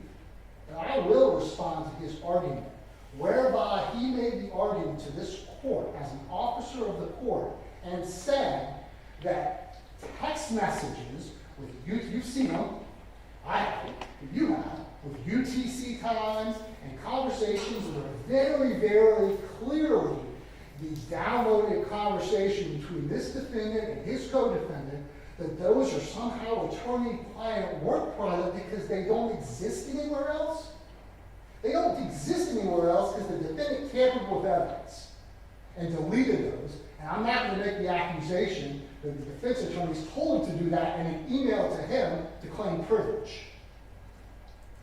Because I believe in professionalism and civility. And I have no evidence to support that. But that is the thing they're trying to disqualify us for. Clear downloaded text messages from the defendant to his co-defendant. There is nothing about attorney-client privilege in that in any way, shape, or form. You cannot email evidence, send evidence to your lawyer, and then claim privilege. Even if you do some form of download to the particular kind of evidence and then delete the original. It's not the way the law works. It's not the spirit of the law, and there's cases that we have cited in our response that specifically address that, and I know that you have them, and it's Ginny versus Air Data Wingman, 846, 7 seconds, 644, and then there's one more, it's Tober v. Sanchez. I know the court would have those that specifically indicate those cases that just because items were sent to a lawyer does not make them privileged if the item was not privileged in the defendant's hands at the beginning. And it wasn't, because it's a conversation between a third party. With regard to the timeline, we have not seen that. We are generally aware of the contents based on what the agent told Ms. Stifler. We have no intent of using it. This is not prejudicial. The court see it. There is nothing in there that we intend to use. We never looked at it because it didn't provide us any information with regard to prosecute the defendant. And just like the text messages, this was from a Google Drive that did not indicate that this was between an attorney-client privilege. And by the way, if these things are attorney-client privilege, the court can later make a determination that they're inadmissible as evidence.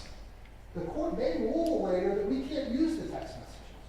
But that does not rise to the level of us intentionally invading the provenance of a lawyer and his client. We did not do that. They have not even really accused us of doing that, other than with blustery language and politics. Because there is no evidence to support that we did that. All we did was spend countless hours just trying to preserve the integrity of this case and do our best. Just to briefly go over some of the cases the defense cites, because they are egregious violations of attorney-client privilege. So we've already talked about Martinez. He listened to 2 calls. In Reeves, the prosecutor was previously representing the defendant. And obviously had attorney-client information, because this was a death penalty case, so even though it was a different case, he had mitigation information that would be relevant to the penalty phase of that trial. And so he was obviously should not have been handling that case. And then Nunez was where a prosecutor intentionally listened to a communication, I think it was like a polycom, to be the case, a conversation between a lawyer and his client, and the prosecutor's listening to it, knows it's going on and continues to listen to it, which none of these things remotely happened.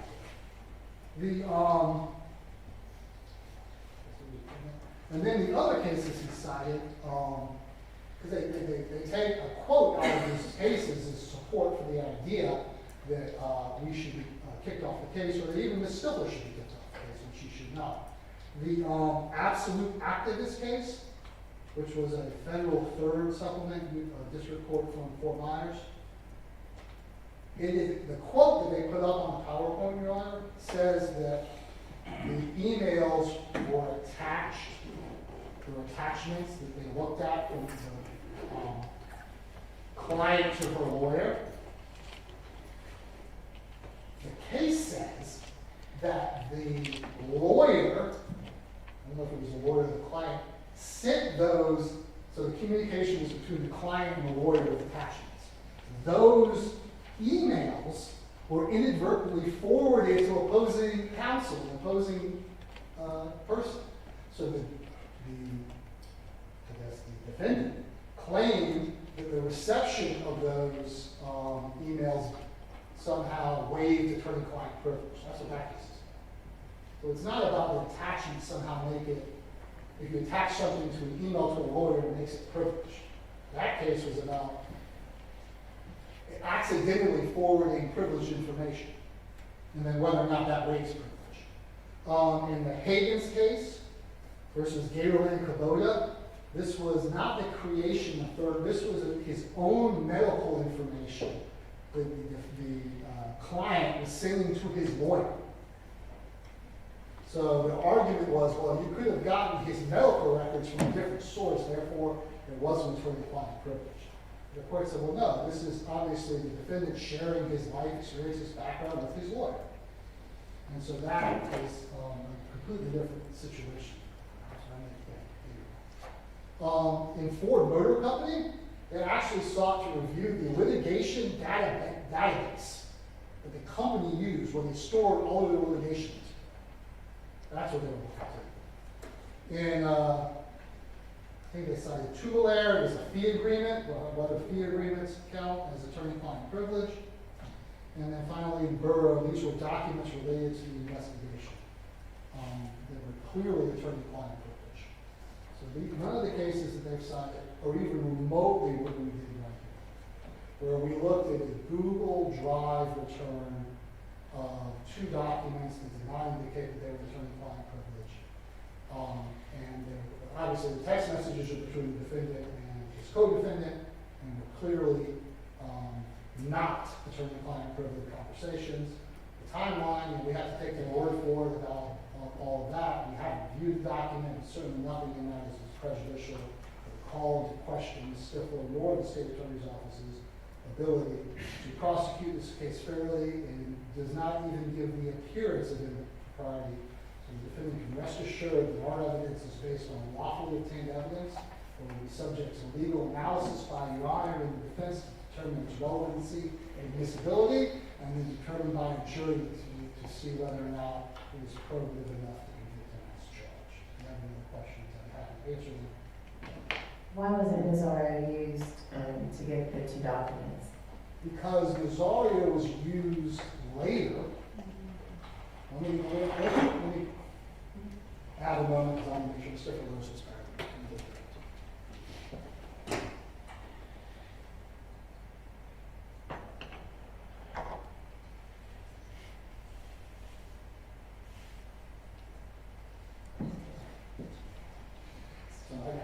So they had the purpose of this, we keep using pain agents in the way that it's commonly used, is when you use search warrants and you go into a lawyer's office and you start serving documents on this, and you don't want to look, you don't know what is actually evidence of a crime and attorney-client privilege. So you have people who are actually reading the details of documents to determine whether or not these things are attorney-client. The reason why the agent was not used was because we had already taken out all of the emails, all of the email attachments, everything that could be a conversation between a lawyer and a client, we never looked at.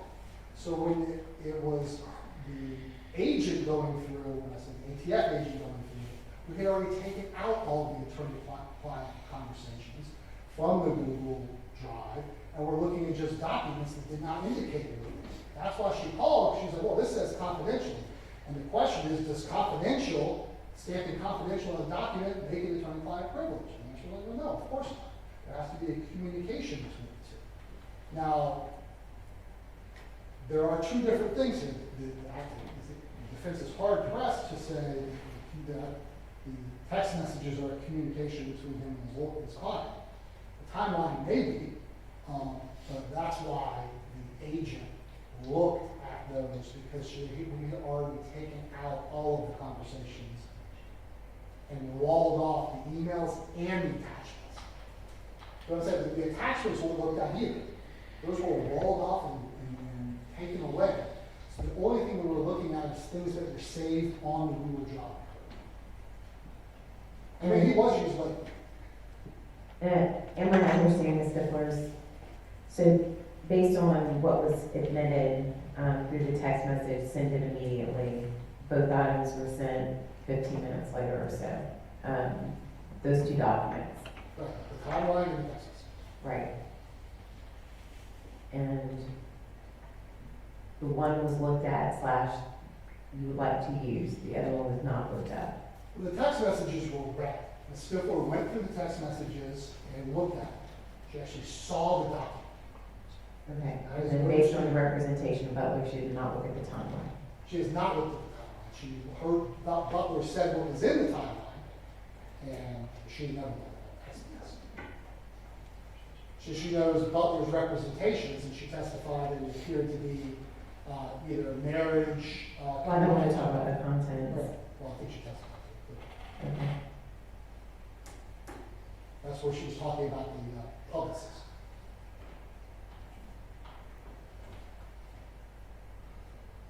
And again, none of that, in our opinion, I mean, whether we use the text messages or not, I can't answer that. I can tell you that she looked at it. I can certainly argue at this point that text messages between the defendant and his co-defendant are all likely to probe based on the timing of when they